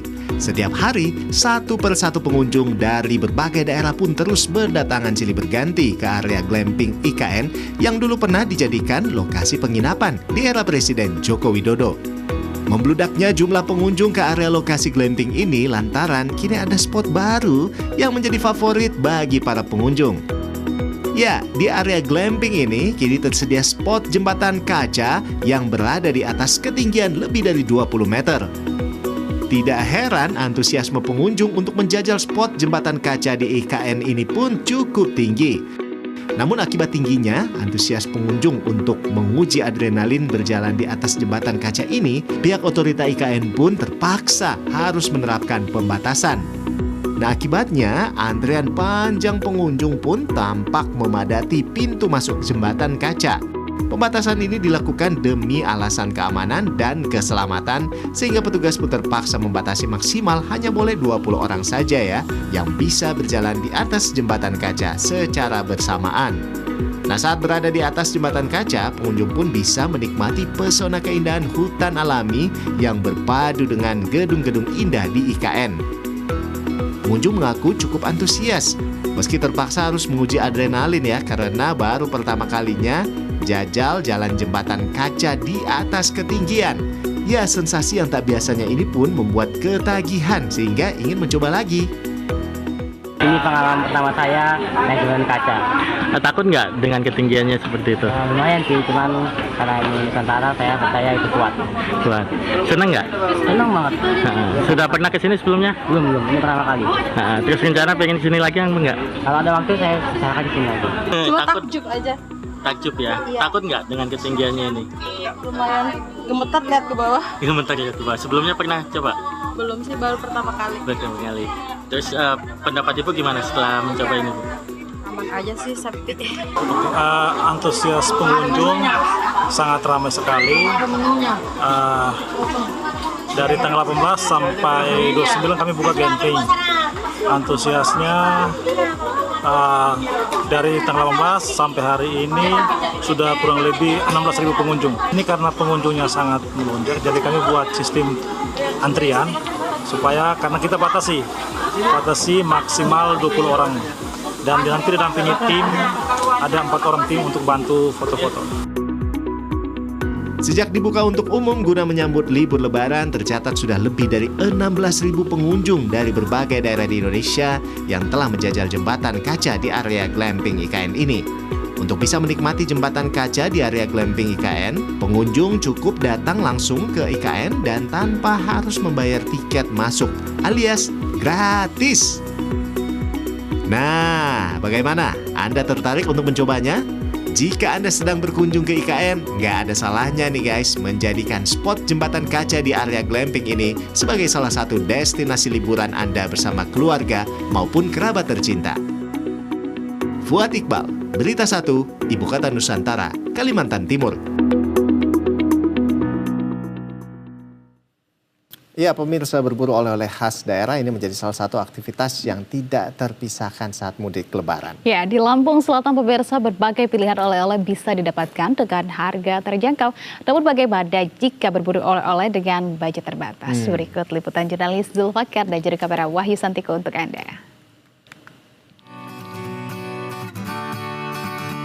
Halo pemirsa, Berita 1, nggak lengkap kayaknya kalau kita sudah berkunjung ke daerah orang lain tapi kita nggak membawa buah tangan. Nah, sekarang saya udah ada di Jalan Lintas Sumatera menuju ke Pelabuhan Bekani, Lampung Selatan, dan sepanjang jalan ya kami perhatikan tadi banyak sekali kedai-kedai atau toko-toko yang menyajikan oleh-oleh khas Lampung. Nah, kita langsung saja berburu oleh-oleh. Saya punya uang Rp200.000. Kira-kira saya akan dapat apa aja di kedai ini.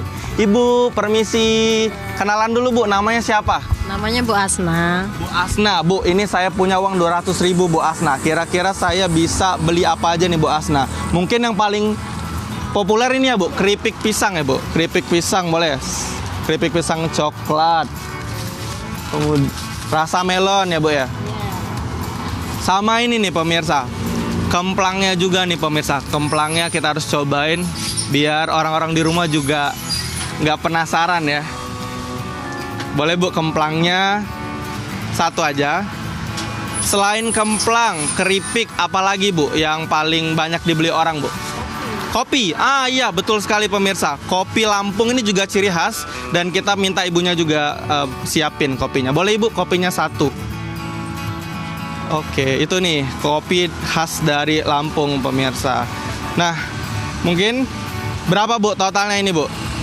Totalnya 50, 70, 105. 105 ya? 105 berarti masih kurang lah ya. Saya perlu ambil lagi. Mungkin rasa yang lain Bu, selain coklat dan melon, keju, susu, karamel juga ya. Karamel ini paling banyak dibeli pemirsa oleh khususnya orang yang habis dari mudik ke kampung halaman, tentu pasti membawa keripik pisang kepok kayak gini. Harganya satunya berapa Bu? Harganya murah, segini Rp25.000 doang nih pemirsa. Dan kalau buat kemplangnya harganya Rp35.000. Mungkin ini dulu ya pemirsa, oleh-oleh yang akan saya bawa setelah liputan arus mudik di Pelabuhan Merak dan Pelabuhan Bekani, Lampung Selatan. Dari Lampung Selatan, Zulfakar, Wahyu Santiko mengabarkan. Ya pemirsa, kita beralih ke informasi berikutnya. Menteri Pertanian Republik Indonesia Andi Amran Sulaiman memastikan ketersediaan pangan nasional dalam kondisi aman untuk menghadapi potensi dampak El Nino Godzilla yang diprediksi berlangsung cukup lama pada tahun ini.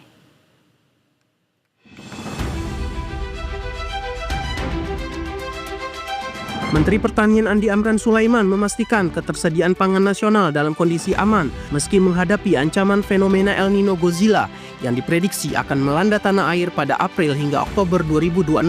Amran menyebutkan, berdasarkan perhitungan Kementerian Pertanian, stok pangan nasional saat ini cukup untuk memenuhi kebutuhan hingga 10 bulan ke depan. Cadangan tersebut tersebar di berbagai titik, mulai dari gudang, lapangan, hingga penyimpanan di bulog dan sektor lainnya.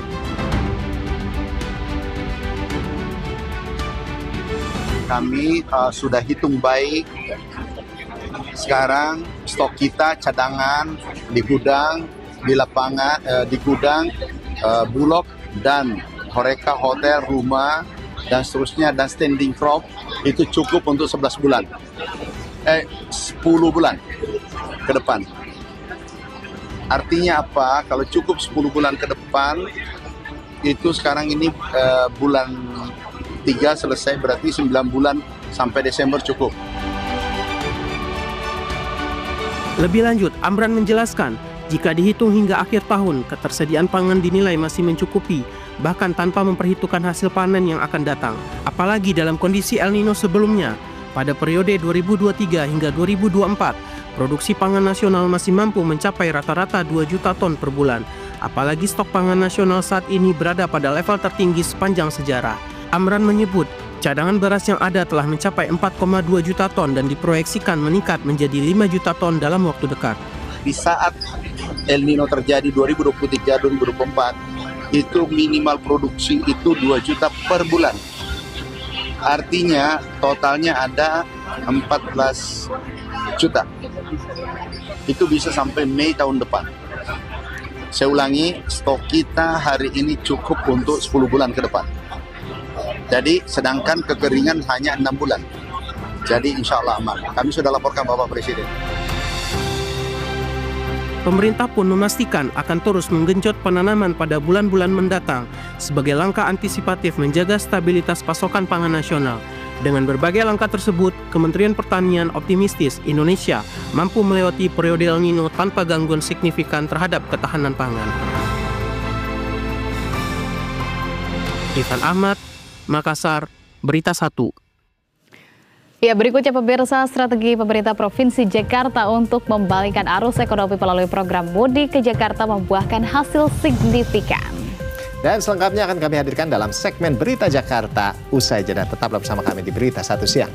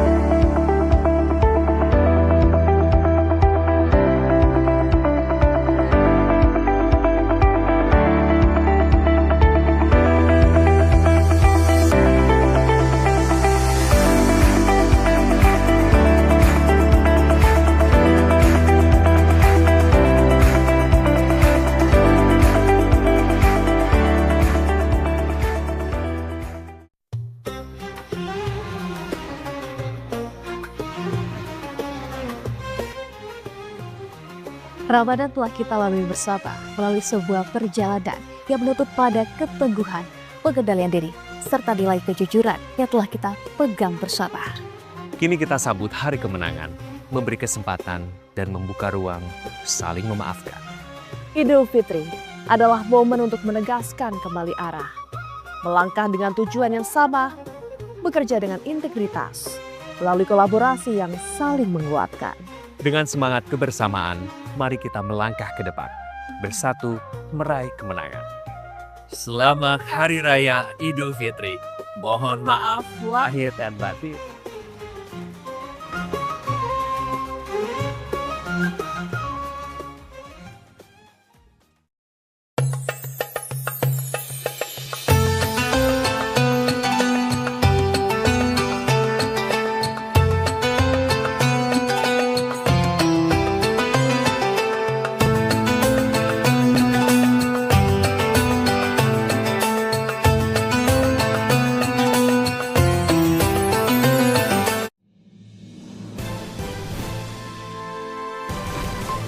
Berita seputar informasi, agenda dan kebijakan Presiden, Wakil Presiden,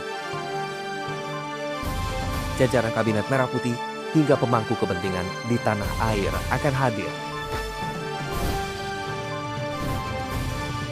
Terus saksikan Berita Merah Putih setiap hari Senin hingga Jumat pukul 15 hingga 15.30 waktu Indonesia Barat. Hanya di Berita 1 dan BTV.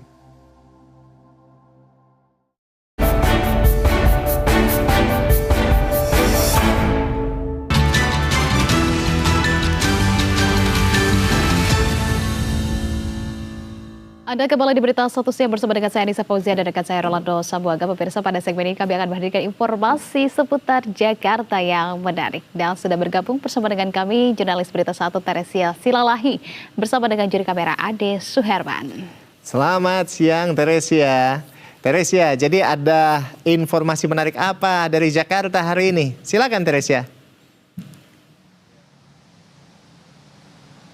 Baik, selamat siang Ando dan juga Anissa. Berikut adalah segmen Berita Jakarta dengan berbagai informasi di antaranya. Gubernur Jakarta Pramono Anung mengatakan bahwa strategi pemerintah Provinsi Jakarta untuk mengembalikan arus ekonomi melalui program Mudik ke Jakarta membuahkan hasil signifikan. Program tersebut menyuguhkan berbagai diskon menggiurkan yang melibatkan berbagai kolaborator seperti maskapai hotel, destinasi wisata hingga pusat perbelanjaan.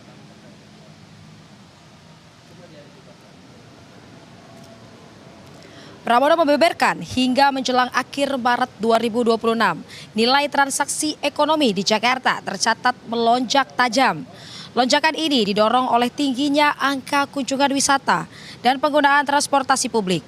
Kesuksesan ini terlihat dari volume penggunaan transportasi publik yang meningkat drastis dibandingkan dengan tahun lalu.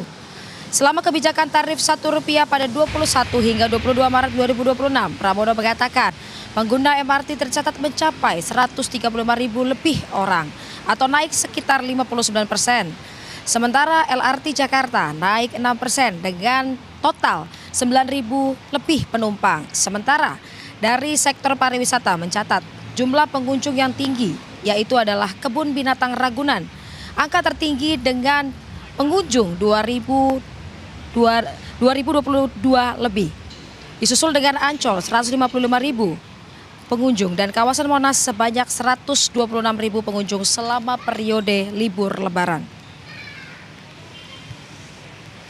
Kami melihat bahwa program mudik ke Jakarta mendapatkan sambutan yang cukup baik, luar biasa dari publik.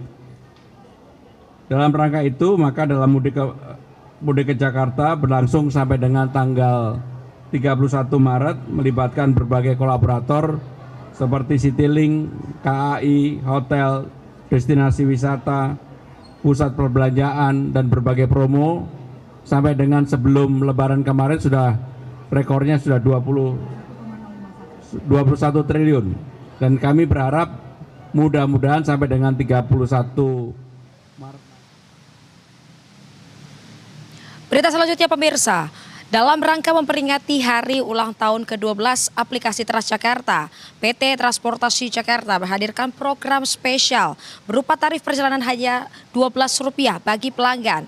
Program ini berlaku selama 1 hari penuh pada 27 Maret dari pukul 00 hingga 23.59 WIB.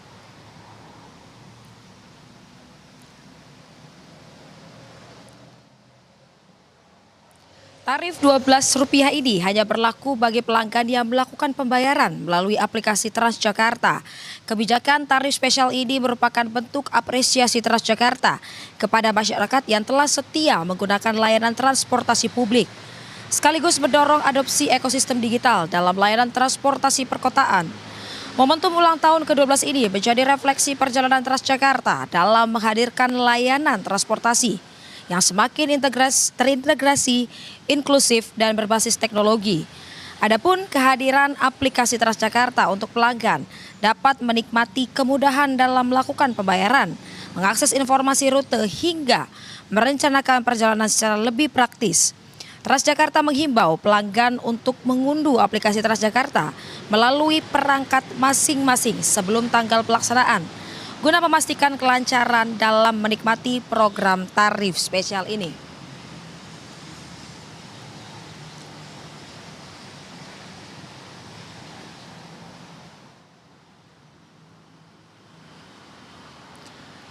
Berita selanjutnya pemirsa, sekelompok pemuda bermotor dan bersenjata tajam menyerang pemukiman warga di Jalan Sekretaris Tanjung Duren, Jakarta Barat pada dini hari pukul 2 pagi. Para pelaku sempat menembaki rumah warga menggunakan kembang api sebelum turun dari sepeda motor dan melakukan penyerangan sehingga memicu kepanikan warga sekitar.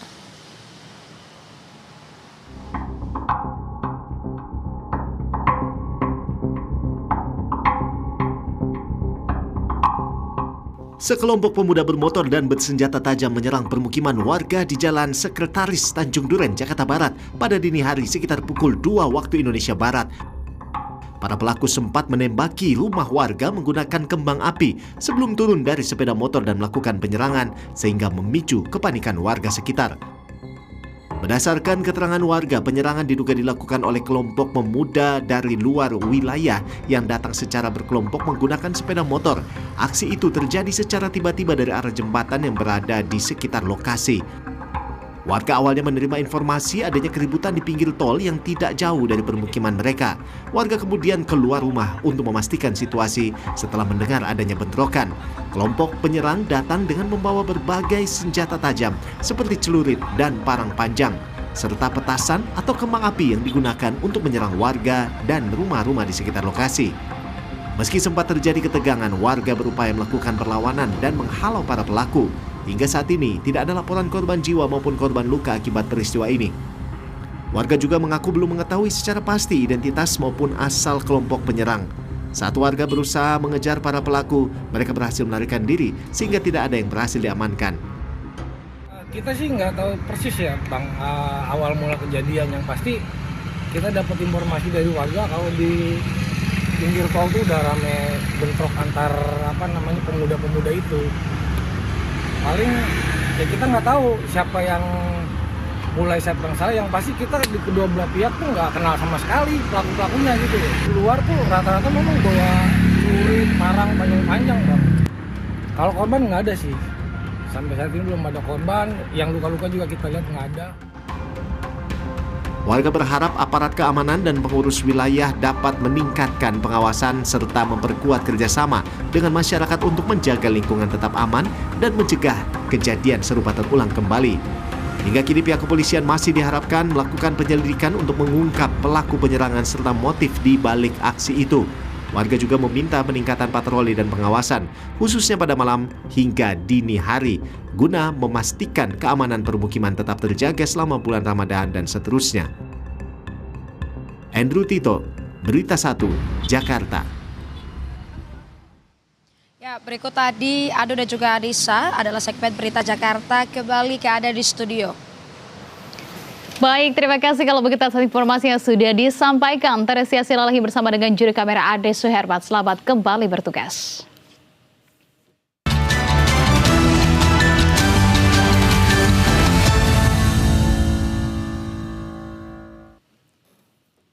Ya, kita ke informasi selanjutnya, Anissa dan pemirsa sekalian. Presiden Prabowo Subianto belusukan di kawasan Senen, Jakarta Pusat pada Kamis sore. Tidak hanya menyapa warga, Presiden juga sempat menyusuri permukiman di bantaran rel kereta api. Warga yang tinggal di bantaran rel kereta api kawasan Senen, Jakarta Pusat digegerkan dengan kehadiran Presiden Prabowo Subianto di kawasan pemukiman mereka. Dengan pengawalan yang tidak mencolok, Presiden dan rombongan menyusuri kawasan pemukiman hingga bantaran rel kereta api. Sesekali Presiden berhenti untuk menyapa dan berdialog dengan warga setempat.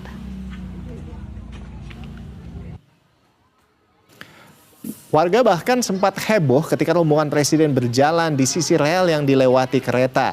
Mereka memperingatkan Presiden agar tidak terlalu dekat dengan rel.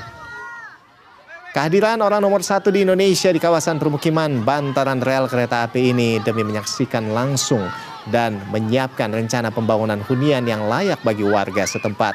Presiden juga ingin menampung aspirasi langsung dari masyarakat terkait rencana pembangunan hunian layak di bantaran rel kereta api.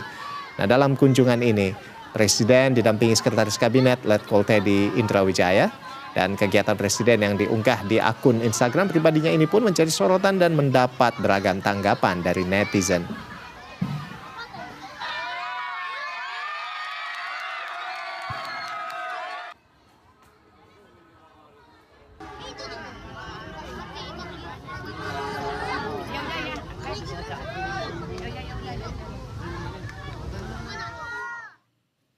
Berikutnya pemirsa, Menteri SDM Bahlil Lahadalia memastikan bahwa pasokan energi di Indonesia masih aman meski adanya perang di Timur Tengah.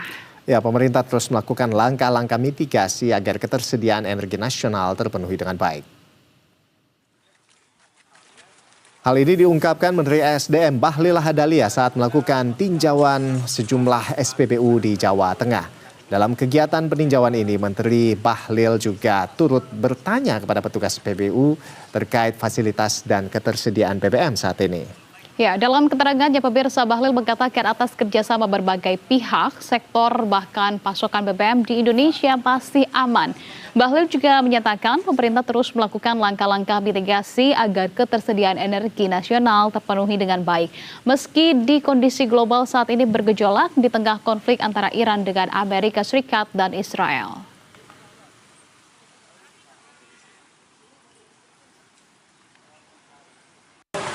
Bahwa insya Allah pemerintah akan menjaga tentang pasokan energi, kemudian cadangan energi kita dan harga.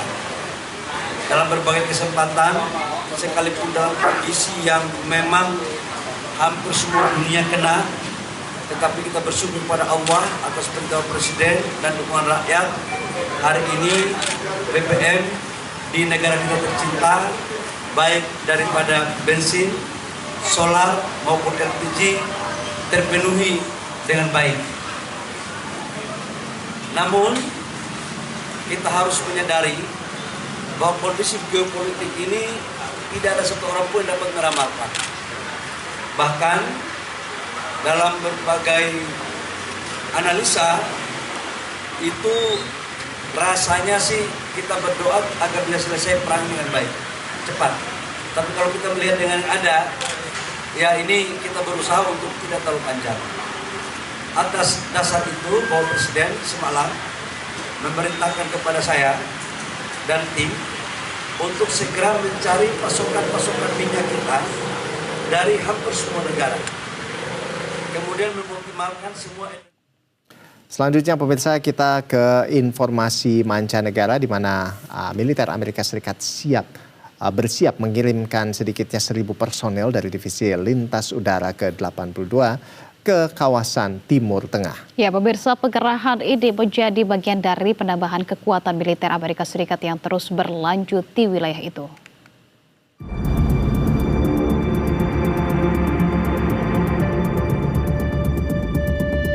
Divisi Lintas Udara ke-82 Angkatan Darat Amerika Serikat dipersiapkan untuk dikirim ke Timur Tengah dalam beberapa hari ke depan. Hal ini diungkap 3 sumber yang mengetahui rencana tersebut namun memilih untuk tidak disebutkan identitasnya. Divisi Lintas Udara ke-82 dikenal dengan Satuan Respons Darurat Angkatan Darat Amerika Serikat. Pasukan ini terdiri dari prajurit parasut yang terlatih untuk dikerahkan dalam hitungan jam guna merebut dan menguasai sasaran strategis seperti landasan udara. Divisi ini memiliki sejarah panjang, namun paling dikenal karena memelopori konsep serangan lintas udara pada Perang Dunia Kedua. Dalam pengerahan kali ini, personel yang dikirim mencakup 1 batalion dari Brigade Tempur Pertama, beserta komandan dan staf divisi. Pengerahan ini menambah deretan penguatan militer Amerika Serikat di kawasan setelah sebelumnya ribuan marinir juga diarahkan ke Timur Tengah melalui sejumlah kapal angkatan laut. Rencana ini muncul di tengah memanasnya konflik dengan Iran yang belum menunjukkan tanda-tanda mereda. Selain itu, pemirsa, ketegangan militer antara Amerika Serikat dan Iran kian memanas.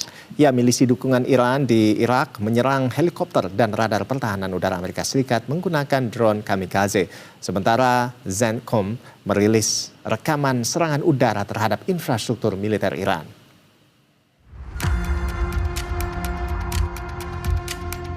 Milisi dukungan Iran di Irak menyerang helikopter dan radar pertahanan udara Amerika Serikat menggunakan drone kamikaze.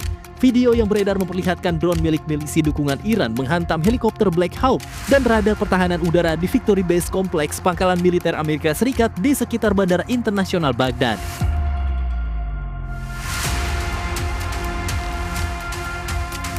Ini merupakan serangan drone kamikaze pertama yang berhasil mengenai pesawat militer Amerika Serikat.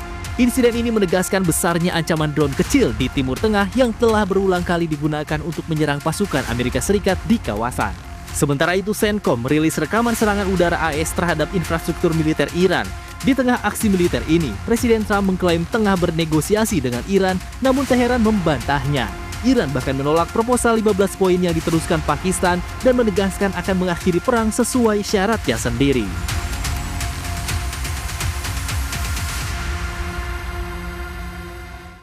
Ya pemirsa, jangan kemana-mana, saksikan berita utama siang ini kita hadirkan usai jeda bersama dengan rekan saya Rolando Sampuaga. Tetaplah bersama kami di Berita Satu Siang.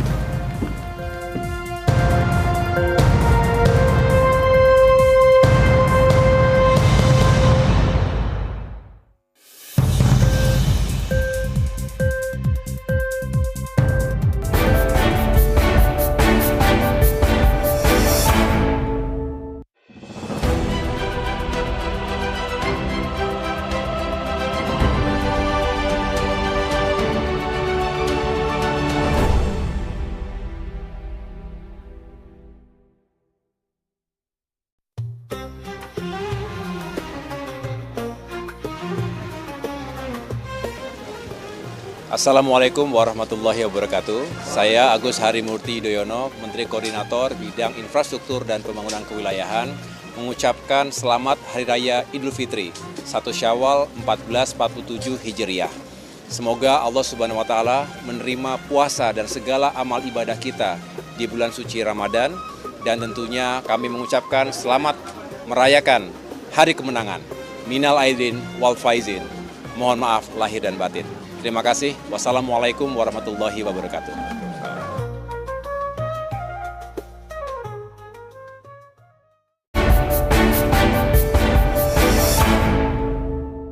Anda masih bersama kami di Berita Satu Siang, pemirsa, jangan lewatkan perkembangan penting siang ini. 4 berita utama siang ini kami hadirkan untuk Anda bersama dengan rekan saya Rolando Sambuaga. Silahkan untuk menyampaikannya. Baik, terima kasih Anissa Fauzia. Dan pemirsa, betul sekali ada sejumlah berita utama, ada 4 berita utama yang akan kami hadirkan ke hadapan Anda siang hari ini. Di antaranya adalah, kita lihat yang pertama ini ada staf Bawaslu Oku ditemukan tewas di rumahnya. Lalu berikutnya terkait dengan ASN telat dan bolos kerja di Jombang disangsi. Nah, ketiga ini ada libur lebaran usai, pemudik tinggalkan Yogyakarta. Dan yang terakhir informasi yang akan kami bagikan di berita utama siang hari ini adalah H+6 lebaran Pantai Pangandaran masih ramai pemirsa. Langsung saja kita simak informasi yang pertama di berita utama siang hari ini. Ya, ini dia, staf Bawaslu Oku ditemukan tewas di rumahnya.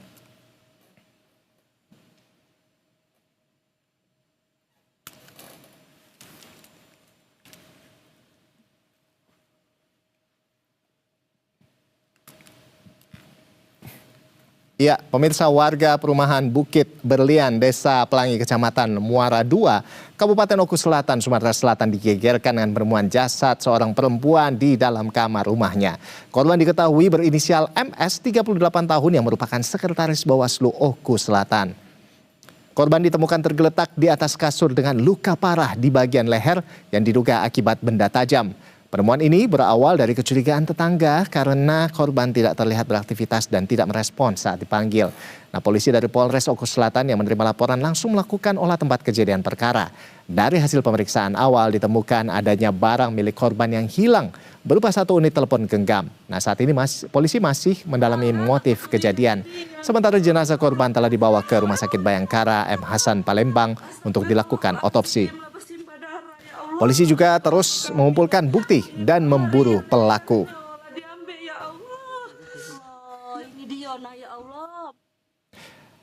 Informasi yang kedua pemirsa, ini ada terkait dengan ASN telat dan bolos kerja di Jombang disangsi. Ya, pemerintah Kabupaten Jombang, Jawa Timur akan memberikan sanksi tegas bagi aparatur sipil negara yang telat masuk atau bolos kerja di hari pertama usai libur panjang Hari Raya Idul Fitri 2026. Nah, para ASN bolos kerja akan diberi sanksi administratif. Bupati Jombang Warsubi membenarkan jika pihaknya akan menindak tegas ASN yang dianggap membandel usai libur panjang Lebaran. Ia menjelaskan sesuai aturan kepegawaian. ASN yang diketahui menambah waktu libur tanpa alasan yang resmi terancam sanksi administratif, mulai dari teguran tertulis hingga pemotongan tambahan penghasilan pegawai. Namun, hingga saat ini pihaknya masih menunggu data ASN dari organisasi perangkat daerah yang bolos kerja saat pertama masuk kerja. Nah, loh.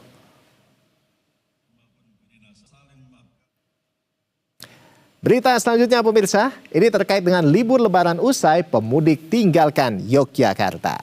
Ya, momen arus balik juga masih terlihat di stasiun Tugu Yogyakarta ya. Nah ini bahkan menurut data dari Daop 6, tiket kereta api yang menuju Jakarta dan Surabaya ludes terjual. Sepekan usai liburan Lebaran, di masyarakat banyak yang bersiap untuk meninggalkan kampung halaman untuk menuju kota asal. Nah, keramaian para pemudik ini juga terlihat di stasiun Tugu Yogyakarta, pemirsa. Bahkan menurut data dari KAI Daop 6, sejumlah kereta atau tiket kereta api dengan tujuan Jakarta dan Surabaya sudah ludes terjual. Nah, tingginya minat masyarakat tercermin dari volume penumpang dalam 2 hari terakhir.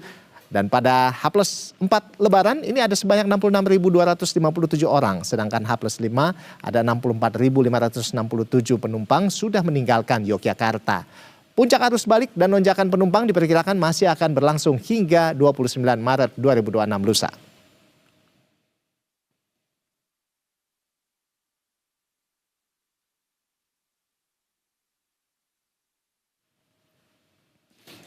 Kita tiba di informasi terakhir di berita utama siang hari ini, pemirsa, di mana H+6 Lebaran Pantai Pangandaran masih aja ramai. Ya, meski masa libur Lebaran telah berakhir ya pemirsa bagi sebagian pekerja, nah antusiasme masyarakat untuk berwisata belum juga surut nih. Memasuki H+6 Lebaran, kawasan wisata Pantai Pangandaran masih dipadati pengunjung. Pantauan di lokasi pada Jumat pagi, para wisatawan maksud kami memadati kawasan Pantai Barat Pangandaran. Ya, beragam aktivitas dilakukan pengunjung, mulai dari bermain pasir, berenang, hingga menyewa perahu menuju kawasan cagar alam Pasir Putih. Wisatawan yang datang tidak hanya berasal dari Jawa Barat saja nih pemirsa, namun juga dari Jakarta, Tangerang, lalu Jawa Tengah dan Jawa Timur juga ada. Nah, meski masih ramai, jumlah pengunjung saat ini terpantau tidak seramai puncak libur Lebaran pada awal pekan lalu. Pemerintah daerah mencatat jumlah wisatawan selama libur Lebaran ini telah menembus 1 juta pengunjung di 6 destinasi wisata Pangandaran.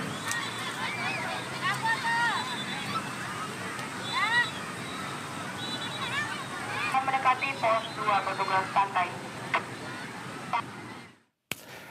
Yes, 4 informasi utama di siang hari ini sudah saya sampaikan. Artinya tiba saatnya sekarang kami akan hadirkan informasi perakiraan cuaca nasional hari ini untuk sejumlah wilayah di Indonesia, di kota-kota besar di Indonesia yang telah kami rangkum dari situs BMKG berikut ini untuk Anda. Ini dia perakiraan cuaca nasional hari ini 27 Maret 2026. Kita bahas di Jabodetabek dulu ya pemirsa ya.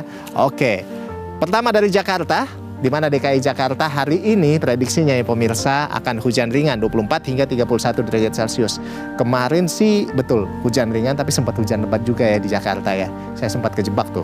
Nah, berikutnya kawasan Bogor sepertinya sama nih pemirsa, ada hujan ringan juga ya dari 22 hingga 28 derajat Celcius ya, cukup adem ya hari ini.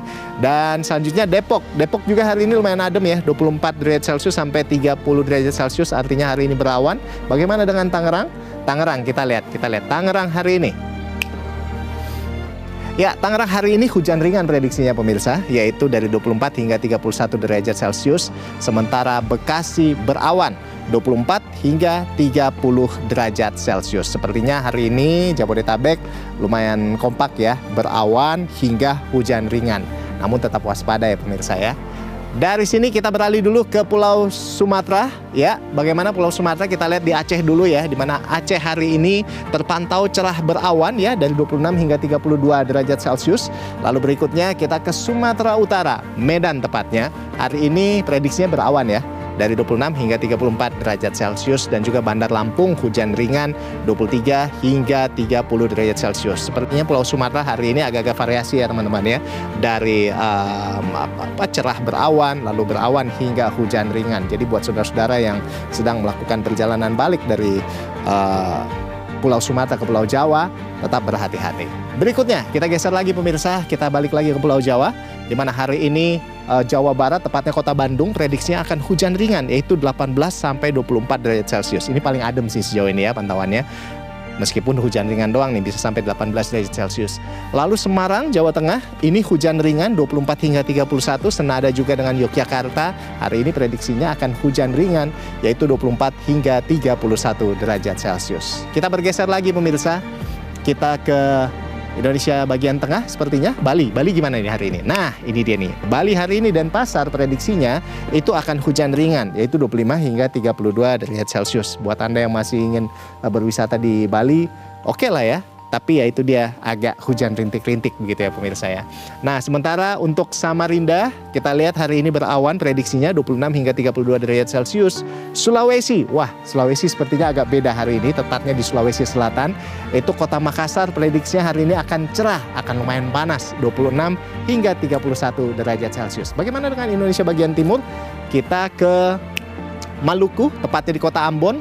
Oh hari ini Indonesia Timur agak-agak adem nih pemirsa ya. Ambon hari ini prediksinya hujan ringan 25 hingga 32 derajat Celcius. Sementara paling timur Indonesia, Papua, Kota Jayapura hari ini prediksinya hujan ringan yaitu dari 23 hingga 26 derajat Celcius. Masih cukup adem ya guys. Baik, dan itu dia pemirsa perakiran cuaca nasional untuk hari ini. Jadi hari ini sejumlah kota besar di Indonesia diprediksi ini akan cukup adem begitu ya. Prediksinya akan banyak hujan ringan dan juga berawan. Sementara kalau tadi pantauan hanya di Sulawesi Selatan, tepatnya Makassar, itu pantauannya akan cerah seperti itu. Jadi buat saudara-saudara yang masih beraktivitas, masih melakukan perjalanan arus balik mudik begitu, untuk tetap berhati-hati, tetap jaga kondisi kesehatan dan juga kondisi kendaraan Anda. Dan pemirsa, informasi perakiran cuaca nasional tadi sekaligus menjadi penutup jumpa kita di program Berita 1 siang hari ini. Akhirnya saya Rolando Sambuaga dan rekan saya Anissa Fauzi. Pemirsa, terima kasih Anda sudah menyaksikan Berita 1 siang. Saksikan terus setiap hari pada pukul 11.00 waktu Indonesia Barat sampai dengan 13.00 waktu Indonesia Barat. Dan sampai jumpa. BTV Bersatu Menginspirasi.